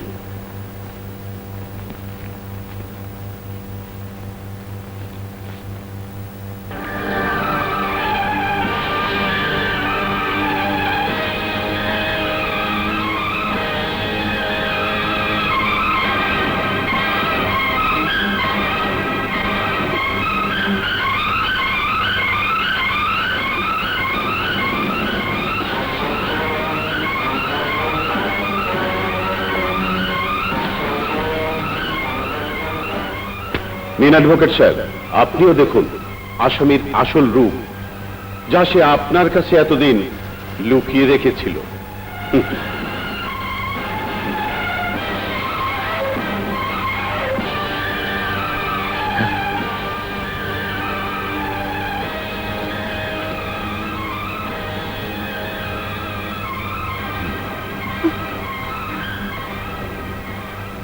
মহামান্য আদালত, এই ঘটনার সঙ্গে জড়িত আরো 2 জন সাক্ষীকে আমি আদালতে হাজির করতে চাই। অনুমতি দেয়া হলো। Thank you, your honour. প্রথম সাক্ষী হাজির। হাজির।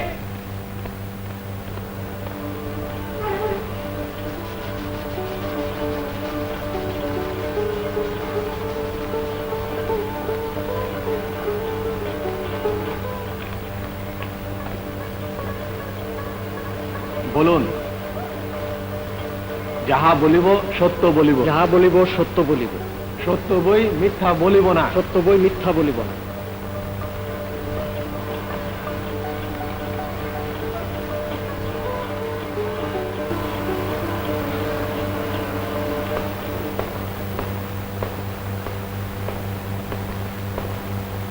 আপনার নাম? আমার নাম নুরু মিয়া। আপনি সালাম খানের বাড়িতে কি করেন? আমিও বাড়ির চাকর। তাহলে বলুন, এই খুনের ব্যাপারে আপনি কি জানেন? আমি সেদিন ঘরে ঘুমিয়েছিলাম। হুম, হঠাৎ একটা পিস্তলের গুলির শব্দ শুনে আমি জেগে উঠি হুম। এবং দরজায় আসতে আমি দেখতে পেলাম আমাদের সাহেবের ঘরের ভেতর থেকে ওই ওই মেয়েকে বেরিয়ে যেতে। তারপর ঘরে গিয়ে দেখি আমাদের সাহেবের লাশ, আমাদের সাহেব মরে পড়ে আছে।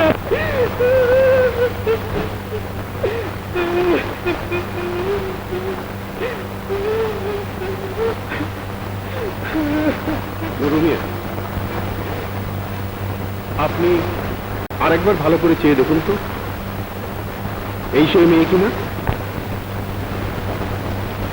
জি হুজুর, আমি স্পষ্ট ওই মেয়েকেই দেখেছিলাম। এই জঘন্য অপরাধের দৃষ্টান্তমূলক শাস্তি 302 ধারা মোতাবেক মৃত্যুদণ্ড দাবি করছি। That's all your honour. আসামি পক্ষের কিছু বলার আছে?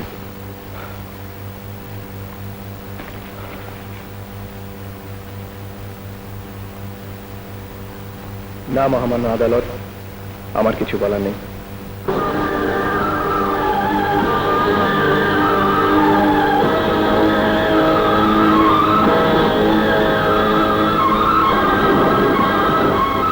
মহামান্য আদালত, এই আদালতের আমার আর কোনো প্রয়োজন নেই। মিথ্যে সাক্ষী প্রমাণ জড়ো করে এই আদালতকে আর কলঙ্কে কালিমা ঢেকে দিতে চাই না। আমি স্বীকার করছি, আমি খুন করেছি। আমাকে শাস্তি দিন, আমাকে শাস্তি দিন। আমাকে এমন শাস্তি দিন যাতে মানুষের জীবন আর মন নিয়ে আমি আর খেলা করতে না পারি। আমাকে শাস্তি দিন, শাস্তি দিন।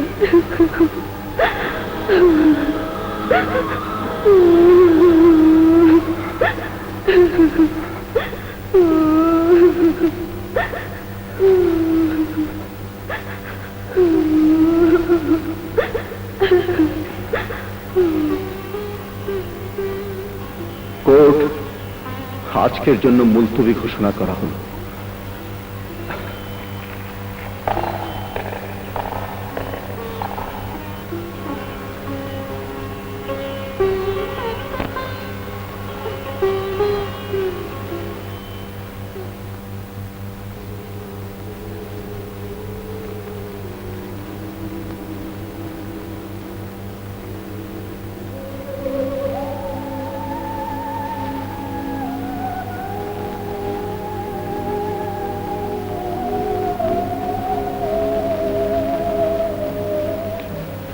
কি হলো?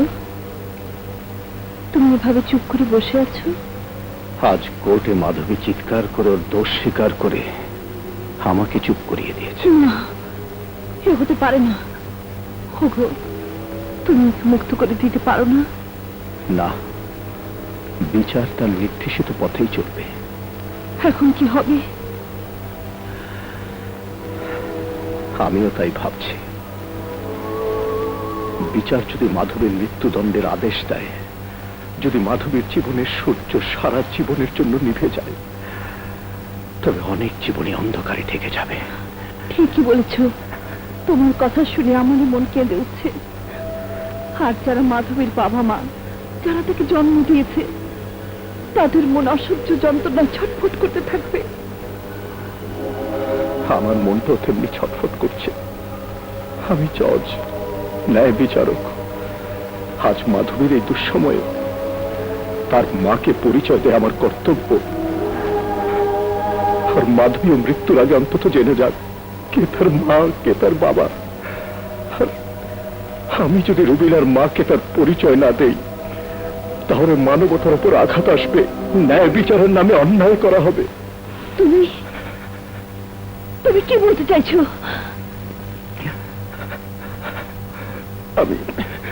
আমি বলতে চাচ্ছি, আমি তোমার মাধবী তোমার মেয়ে।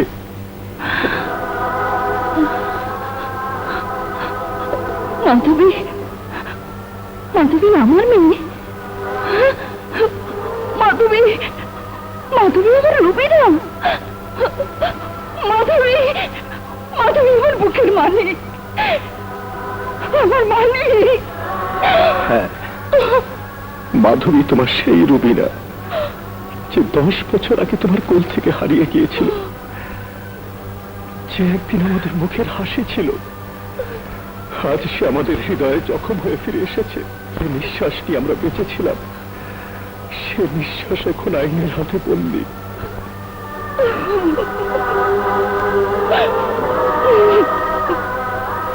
হ্যাঁ, জজের মেয়ে আসামি হয়ে জজের কাঠগড়ায় দাঁড়িয়ে আছে শাহানা। মেয়ে ফিরে পাওয়ার কোনো আনন্দ অনুষ্ঠান, কোনো মিলাদ মাহফিল হচ্ছে না, তার পিতা মাতা এগিয়ে যাচ্ছে না, দারুণ আবেগ নিয়ে কেউ চিৎকার করে বলছে না, মা তুই ফিরে এসেছিস। হায় মা, আমার বুকে 10 বছরের স্নেহ মমতায় ভরা বুকটাকে একবার শান্ত করে দে, একবার শান্ত করে দে, একবার শান্ত করে দে।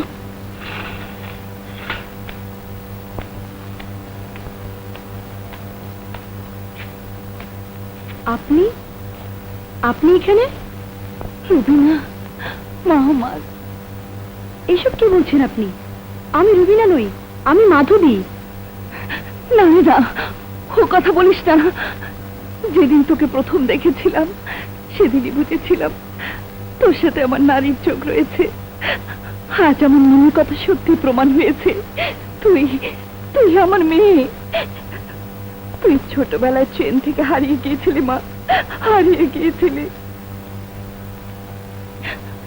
হ্যাঁ, তুই আমার বুকের ধন, আমার কলিজার টুকরা।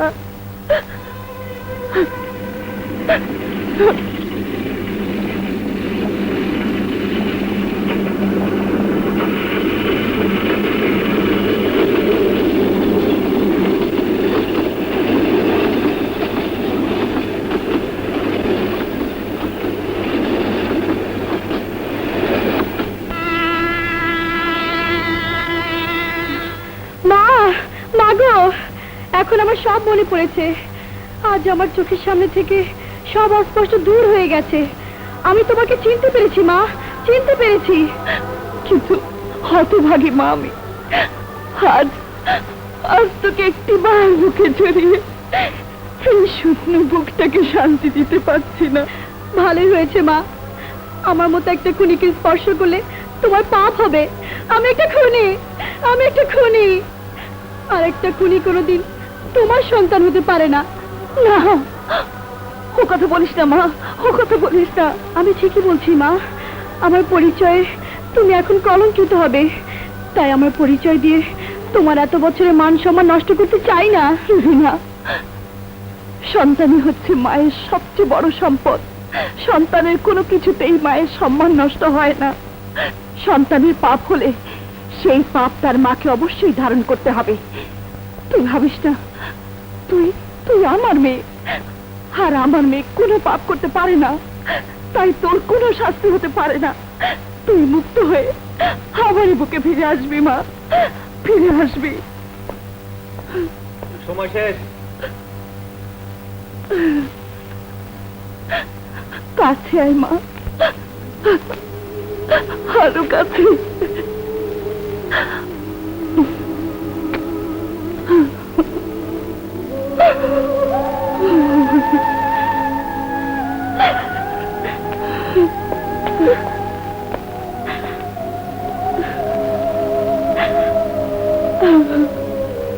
আমি আইন চাই না, আদালত চাই না, আমি আমার সন্তানকে চাই। কাল রুবিনার জন্মদিন, কাল তোমার রায় দেওয়ার দিন। তুমি রুবিনাকে বেকসুর খালাস করে সসম্মানে বাড়িতে নিয়ে আসবে।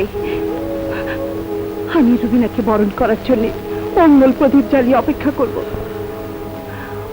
সন্তান শুধু তোমার একার নয় শাহানা, সন্তান আমারও।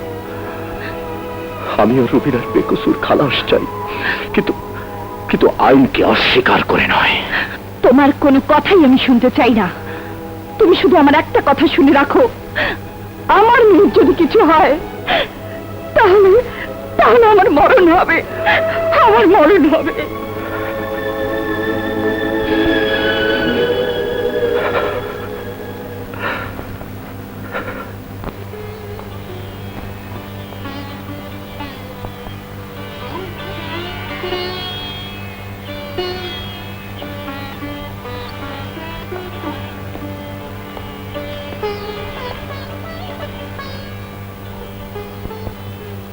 মিস মাধবী, আপনার কি কিছু বলার আছে?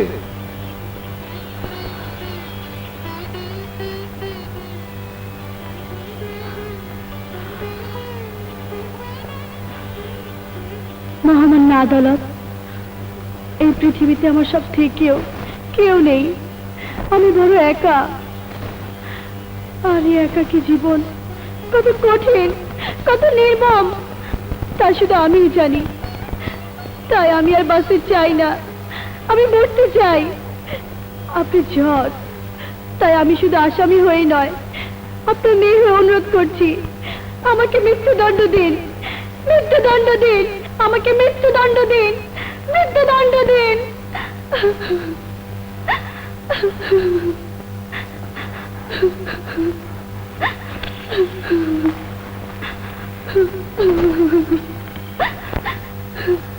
তুমি শুধু আমার একটা কথা শুনে রাখো, আমার মেয়ের যদি কিছু হয় তাহলে আমার মরণ হবে।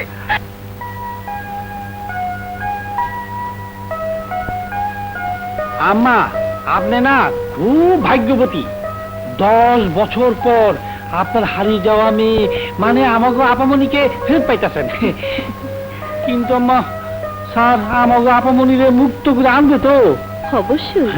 আলহামদুলিল্লাহ। কিন্তু এখনো আসছে না কেন? হে আদালত,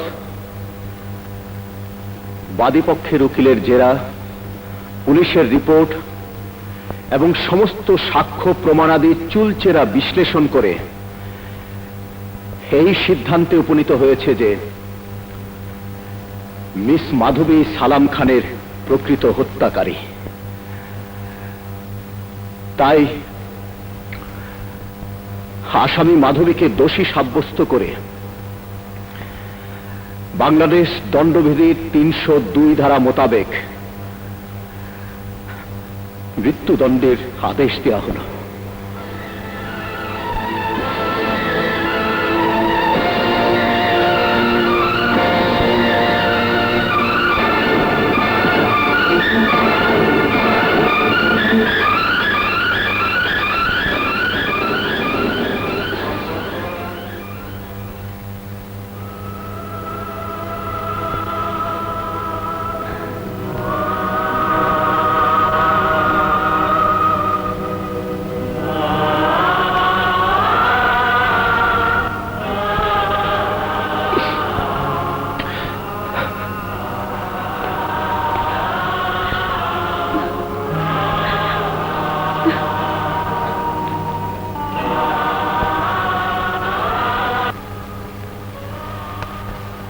ভাগো আমার কোথায় গেল রে, ভাগো আমার কোথায় গেল রে, সে কি স্মৃতি থাকে মনে তো পড়ে না আমার, হায় রে ভাগো আমার কোথায় গেল রে, ভাগো আমার কোথায় গেল রে, এখানে এসে কি স্মৃতি থাকে মনে তো পড়ে আমার, হায় রে ভাগো আমার কোথায় গেল রে, ভাগো আমার কোথায়।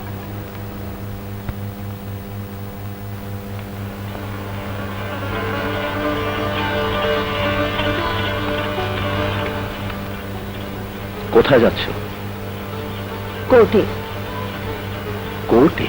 হ্যাঁ, একদিন তুমি আমাকে কোর্টে যেতে বারণ করেছিলে, আমি তোমার কথা রেখেছিলাম, কিন্তু বলেছিলাম আবার যদি কোনোদিন আমার কোর্টে যাবার প্রয়োজন হয় তাহলে আমাকে বাধা দিতে পারবে না। পরাজিত হয়েছিলে, আর আজও আমি তোমাকে পরাজিত করে আমার মেয়েকে মুক্ত করে আনবো। পারবে, পারবে শাহানা, তুমি আমাকে পরাজিত করতে পারবে। তুমি যদি আমাকে পরাজিত করতে পারো তাহলে এই পরাজয় হবে আমার জীবনের সবচেয়ে বড় জয়। জয় পরাজয় আমি কিছুই বুঝি না, আমি শুধু বুঝি আমার বুকের মানিক রুবিনা নির্দোষ। আমি তাকে মুক্ত করে আনবো ইনশাল্লাহ। কিন্তু তুমি এত সব। আমি রুবিনার কেস রিট্রায়ালের জন্য হাইকোর্টে দরখাস্ত করেছিলাম। হাইকোর্ট আমার দরখাস্ত মঞ্জুর করেছে। তুমি দোয়া করো আমি যেন কৃতকার্য হতে পারি। আপনি মাধবীকে ছোটবেলা রেল লাইন থেকে তুলে এনে আপনার বোনের কাছে দিয়েছিলেন? কেন? সেই কেস তো শেষ হয়ে গেছে সেই কবে। এখন ওটা নিয়ে টানাটানি, মানে লাশ নিয়ে টানাটানি। আর তো গুণের কাজ। উত্তর দিন। আরে রেল লাইন থেকে তুলে এনে আমার বোনের কাছে দিয়েছিলাম ভালো করে নাচ গান শেখানোর জন্য। মায়ের কি রে? রেল লাইন থেকে তুলে নিয়ে গিয়েছিলেন? হ্যাঁ, রেল লাইন থেকে তুলে নিয়ে গিয়েছিলাম। মিথ্যে কথা, আপনি যা বলছেন সব মিথ্যে। না, আমি মিথ্যে বলবো কেন গো? আমি বলছি মিথ্যে। না, আজ যদি সত্য মিথ্যে কথা বলিনি আমামনি। মিথ্যে বলেননি? ইয়োর অনার, গোলাম হোসেন আপনার সম্মুখে দাঁড়িয়ে বলছে মাধবীকে সে রেল লাইন থেকে তুলে নিয়ে গিয়েছিল। সে জজ করে বলেছে মাধবীকে সে রাস্তার ফুটপাথ থেকে তুলে নিয়ে গিয়েছিল।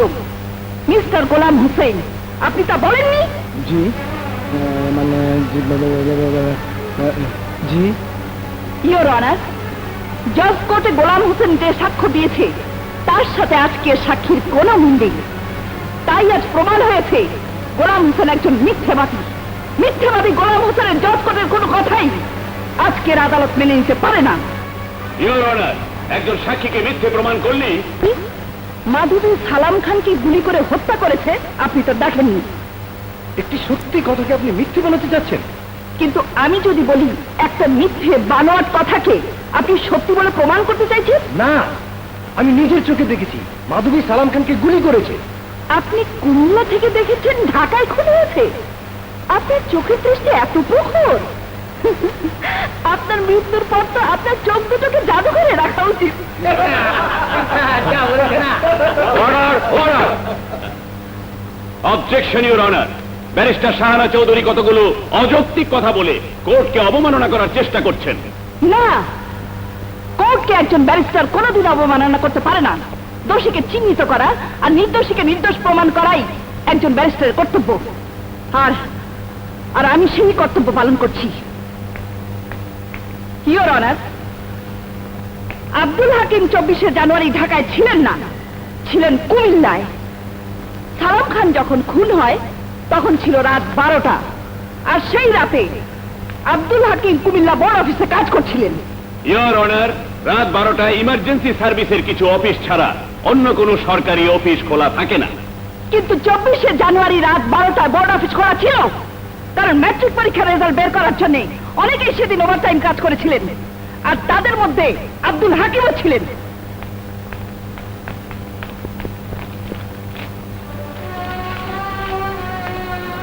এই হলো কুমিল্লা বোর্ড অফিসের আব্দুল হাকিমের সই করা রেজিস্টার খাতার ফটোকপি।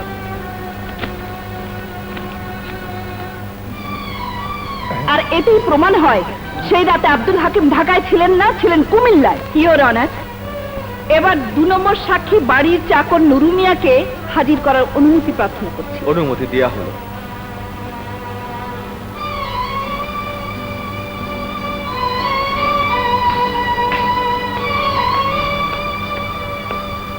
আচ্ছা নুরু মিয়া, আপনি জজ কোর্টে কি সাক্ষী দিয়েছিলেন মনে আছে? জি মনে আছে। কি মনে আছে? মাধবী আমার মালিককে গুলি করে মেরেছে, সেই সাক্ষী দিয়েছি। আপনি কি নিজের চোখে দেখেছেন মাধবী সালাম খানকে গুলি করে হত্যা করেছে? জি, নিজের চোখে দেখেছি। ঝড়ের রাতে অন্ধকারের মধ্যে মাধবীকে আপনি চিনলেন কি করে বলুন তো? কেন চিনব না? ঘর তো অন্ধকার ছিল না, বিদ্যুতের আলো ছিল, আর সে আলোতে আমি মাধবীকে স্পষ্ট দেখেছি। আমি যদি বলি সেই ঘরে কোনো আলো ছিল না? আপনি বললে তো হবে না, সেখানে আলো ছিল। আমি স্পষ্ট দেখেছি মাধবীকে আমাদের সাহেবের ঘর থেকে বেরিয়ে যেতে। আমি বলছি আলো ছিল না। আমি বলছি আলো ছিল। আমি আবারও বলছি সেই ঘরে আলো ছিল না, ঘর ছিল অন্ধকার। না, সেই ঘরে বিদ্যুতের আলো ছিল। মিথ্যে কথা। ইওর অনার, সেদিন বিদ্যুতের আলো ছিল না। এই যে সংবাদপত্রের রিপোর্ট, মিউনিসিপ্যালিটি ও গুলশান এলাকার ইলেকট্রিক সাপ্লাইয়ের উদ্ধৃতি দিয়ে লেখা হয়েছে, ঝড়ের জন্য 24শে জানুয়ারি রাত 11টা থেকে রাত 2টা পর্যন্ত গুলশান এলাকায় কোনো বিদ্যুৎ ছিল না। অথচ সালাম খানের বাড়ির চাকর নিজের মুখে বলছে সে বিদ্যুতের আলোতে মাধবীকে দেখেছে। এইটা রিপোর্ট।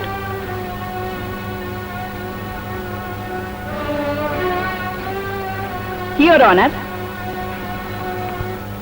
নুরু মিয়ার কথায় আজ এই প্রমাণ হয় যে 24শে জানুয়ারি ঝড়ের রাতে উনি বাড়িতে ছিলেন না। ইওর অনার, এ ব্যাপারে আমি সালাম খানের মেয়ে মিস মল্লিকাকে কিছু প্রশ্ন করার অনুমতি চাইছি। অনুমতি দেয়া হলো। Thank you your honour.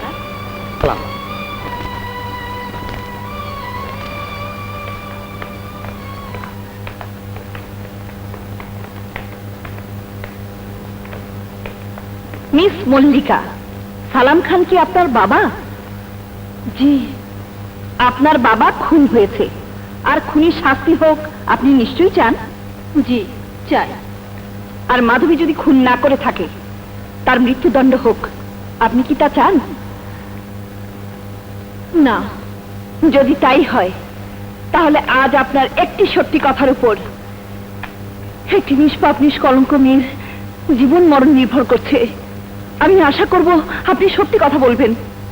জি, বলবো। তাহলে বলুন তো, 24শে জানুয়ারি সেই ঝড়ের রাতে আপনার বাড়ির চাকর নুরু মিয়া সত্যি কি বাড়িতে ছিল?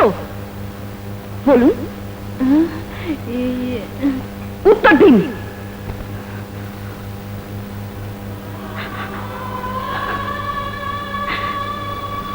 বলো না, বলো, নীরব থেকো না। তোমার এই নীরবতাই ওকে ফাঁসির মঞ্চে নিয়ে যেতে পারে। যে মেয়ে বাবাকে বাবা বলে ডাকতে পারেনি, যে মেয়ে একটি বার তার মাকে মা ডেকে মায়ের বুকে ঠাঁই পায়নি, যে কারো কাছ থেকে এতটুকু আদর ভালোবাসা পায়নি, আজ তোমার একটি সত্যি কথা সে সব কিছু ফিরে পেতে পারে। বলো মা, বলো। ইওর অনার, নুরু মিয়া সেদিন আমাদের বাড়িতে ছিল না। দুদিনের ছুটিতে সে দেশের বাড়িতে গিয়েছিল।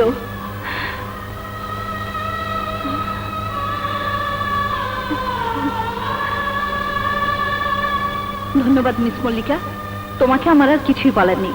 এবার তুমি আসতে পারো। ইওর অনার, এই কোর্টে আমি আরো দুজনকে হাজির করতে চাই। তাদের মধ্যে একজন হলো যে ফটোগ্রাফার মাধবীর ছবির সাথে অন্য লোকের ছবি জুড়ে দিয়ে মাধবীকে দুশ্চরিত্র বলে প্রমাণ করেছিল তাকে। আরেকজন হলো মাধবীর পালিতা মা, যিনি এই কেসের অনেক কিছুই জানেন। তাই এই দুজনকে হাজির করার জন্য আমি কিছু সময় প্রার্থনা করছি। প্রার্থনা মঞ্জুর করা হলো। রেলা দেখেছ? ওই ব্যারিস্টার নিসালা আমাকে গাড়া করে ফেলতে চাইছে মাইরি। লে হালুয়া, ওকে টুপি পরানোর সময় আমার এসে গেছে। টুপি, সাদা টুপি, 9.5 গজ কাপনের লেবাস। যেমনি সালাম খানকে আমি নিজের হাতে খুন করে মাধবীকে মিথ্যে সালাম খানের খুনের আসামি বানিয়ে ফাঁসিতে পাঠিয়েছি, ঠিক তেমনি ওই ব্যারিস্টার নিকে খুন করে টুপি, সাদা টুপি, 9.5 গজ কাপনের লেবাস পরিয়ে দেব। আরে না না, কাফনের লেবাসের কি দরকার? আমাকে বলুন, যেমন করে সালার সাথে মাধবীর ছবি লাগিয়ে বুঝিয়ে দিয়েছি যে সে একটা নষ্টা, তেমনি করে ওই শালি ব্যারিস্টারের ছবির সাথে অন্য কারো ছবি লাগিয়ে দেই। ব্যাস হয়ে গেল। এই বুদ্ধি নিয়ে তুই আমার সঙ্গে আছিস? হ্যাঁ, আর ওই ব্যারিস্টারের সঙ্গে কোনো ছবি জুড়ে দিলে কেউ বিশ্বাস করবে? করবে না গো। আরে বুদ্ধির সব নাট বল্টু তো এই ঘিলুর মধ্যে গিজ গিজ করছে মায়েরি। বস ও দাঁড়িয়ে দাঁড়িয়ে আমাদের সব কথা শুনছিল। তোর এই চোখ দিয়ে আমার অনেক সংবাদ তোর এই মগজের খুপড়িতে ঢুকে গেছে। টুপি, সাদা টুপি, সাড়ে নগজ কাফনের কাপড় তোকে পরতে হবে। শয়তান, তোর সমস্ত অপরাধ স্বীকার করে মাধবীকে আমার বুকে ফিরিয়ে দে, নইলে কাপড় এবার তোকে পড়তে হবে। বাঁচাও বাঁচাও, প্রচন্ড ভয় পেয়েছি মাইরি। কি সাংঘাতিক! এই আমার ভগ্নিটা বলে কি রে? হ্যাঁ, আমি ঠিকই বলছি, এবার আর তুই বাঁচতে পারবি না। আরে তুই কি জানিস না, গৃহস্থের একদিন আর চোরের, আরে আমি তো সারা চোর, আমার মাত্র একদিন গেছে, আরো 9 দিন বাকি, মানে 99 বছর। আর তোর মৃত্যু মাত্র 5টা বাজে, রাত 10টার মধ্যে তোর মৃত্যু হবে, মানে 5 ঘন্টা বাকি।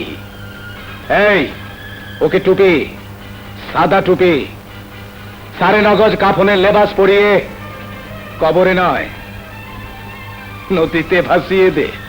এই নিয়ে যা। আমাকে মেরে ফেললো, মরার আগে বলে যাচ্ছি, এই দুনিয়াতে তোর বিচার হবে, বিচার হবে। ছেড়ে দে, ছেড়ে দে ওকে, না আমি যাবো না। ছেড়ে দে শয়তান।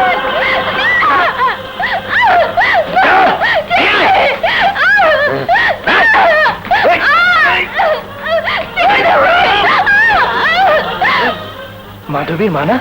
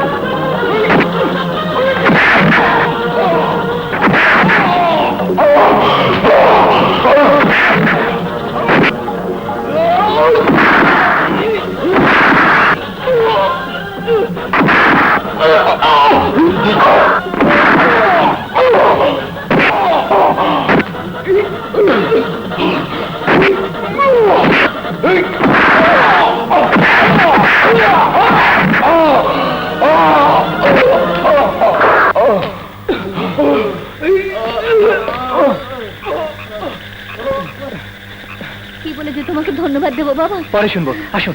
চলো বাবা। এখন আমার কাছে এসছো ওই চাঁদ মুখখানা নিয়ে, হ্যাঁ? ভেবেছো আমি খুব খুশি যাবো, হ্যাঁ? কোলে বসে আদর করবো, হ্যাঁ? সারা সামান্য একটা বুড়ি মেয়ে ছেলে, তাকে কিনা ওই অ্যাডভোকেট এসে তুলে নিয়ে গেল, হ্যাঁ?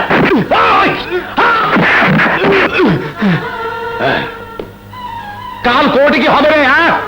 ওই রোকেয়া মেয়ে ছেলেটা কাল কোর্টে সব কিছু ছেড়ে দেবে, মাইরি সব, তখন আমার সব চারিচুরি খালাস। শোন, কাল কোর্টে রোকেয়া বেগম সাক্ষী দিতে যাবে না, আর তার সাথে ওই ব্যারিস্টার নিয়েও যেন কোর্টে পৌঁছতে না পারে, বোমা মেরে ওর গাড়ি উড়িয়ে দিবি, যা। শ্রাবণ, ওনাকে ওদের হাত থেকে বাঁচিয়ে রুবিনার কেস অনেক সহজ করে দিয়েছো। ওনার একটি ওনার সাক্ষী, সাক্ষ্য আর কোনো প্রয়োজন নেই।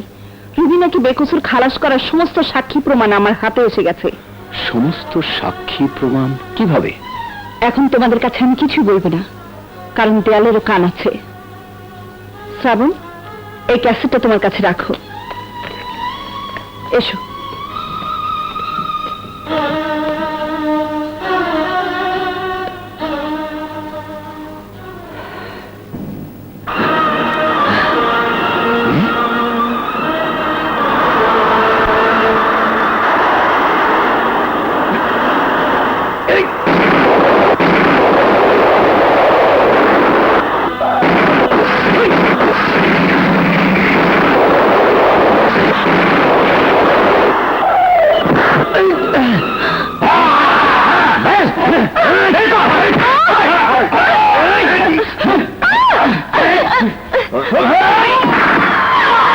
ইউর অনার, এই কেস এখন পানির মতো সহজ হয়ে গেছে। মাতৃত্বের জন্য মিথ্যে মামলা লড়াই করে সত্যকে গোপন করতে গিয়ে ব্যারিস্টার শাহানা চৌধুরী বুঝতে পেরেছেন যে তিনি শুধু বড় ফুটুওয়ালা মাটির কলসিতেই পানি ঢালছেন। ওনার আশার কোনো লক্ষণই দেখা যাচ্ছে না। ইওর অনার, আজকাল রাস্তাঘাট প্রায় জাম থাকে, তাই আমি আরো কিছুক্ষণ সময় প্রার্থনা করছি। অনুমতি দেয়া হলো।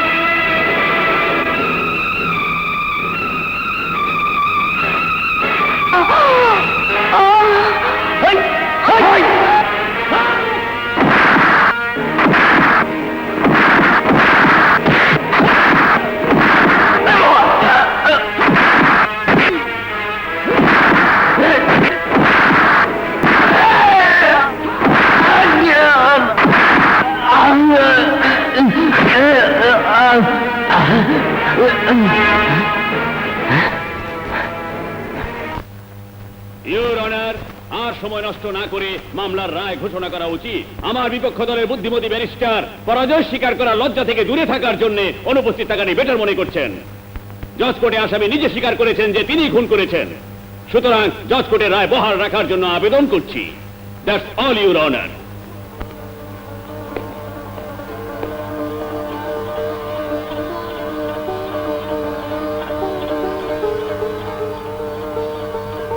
আসামি মিস মাধবীকে প্রদত্ত জজ কোর্টের রায়।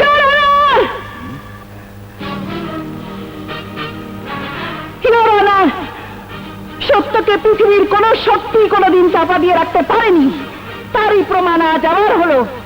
আমাকে আর আমার সহকর্মীকে আদালতে আসতে না দেওয়ার জন্য রাস্তায় আমার গাড়িতে বোমা হামলা করেছিল, কিন্তু আমি তাদের সমস্ত কুচক্র ভেঙে দিয়ে আজ সমস্ত প্রমাণ নিয়ে এই কোর্টে হাজির হয়েছি। আমি অনুরোধ করছি, আমার সমস্ত প্রমাণ দেখাবার আগে এই আদালতের প্রতিটি দরজায় পুলিশ যেন সতর্কভাবে পাহারা দেয়, একটি লোকও যেন এখান থেকে বেরিয়ে যেতে না পারে। পুলিশকে সতর্ক থাকার জন্য আমি নির্দেশ দিচ্ছি।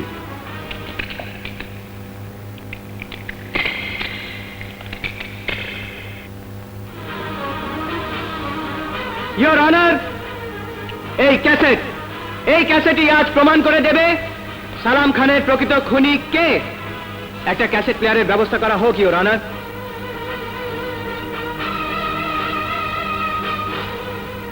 টুপি, সাদা টুপি, 9.5 গজ কাফনের লেবাস, আমি নিজের হাতে খুন করে মাধবীকে মিথ্যে সালাম খানের খুনের আসামি বানিয়ে ফাঁসিতে পাঠিয়েছি। ঠিক তেমনি ওই ব্যারিস্টারনিকে খুন করে টুপি, সাদা টুপি, 9.5 গজ কাফনের লেবাস পরিয়ে দেব।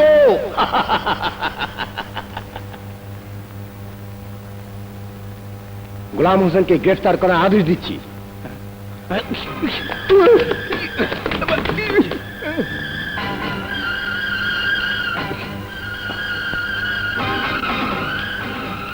শেষুদ্দি, আমাকে এই সাদা টুপি পরিয়ে দিলে মাইরি, হ্যাঁ?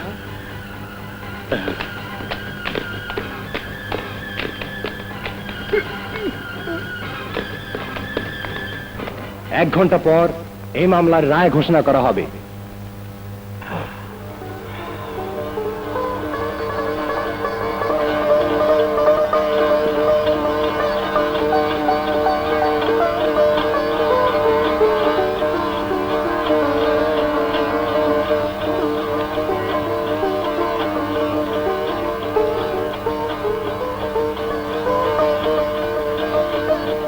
আজ এই আদালতে গোলাম হোসেনের স্বাগত কণ্ঠের কথা টেপ রেকর্ডারে শোনার পর এ কথাই প্রমাণিত হয়েছে যে গোলাম হোসেনই সালাম খানের প্রকৃত খুনি, এবং আদালত এই মামলার সমস্ত সাক্ষ্য প্রমাণাদি বিবেচনা করে এই সিদ্ধান্তে পৌঁছেছে যে এই মামলার আসামি কণ্ঠশিল্পী মিস মাধবী সম্পূর্ণ নির্দোষ। তাই আদালত মিস মাধবীকে বেকসুর খালাস দেওয়ার নির্দেশ দিচ্ছে।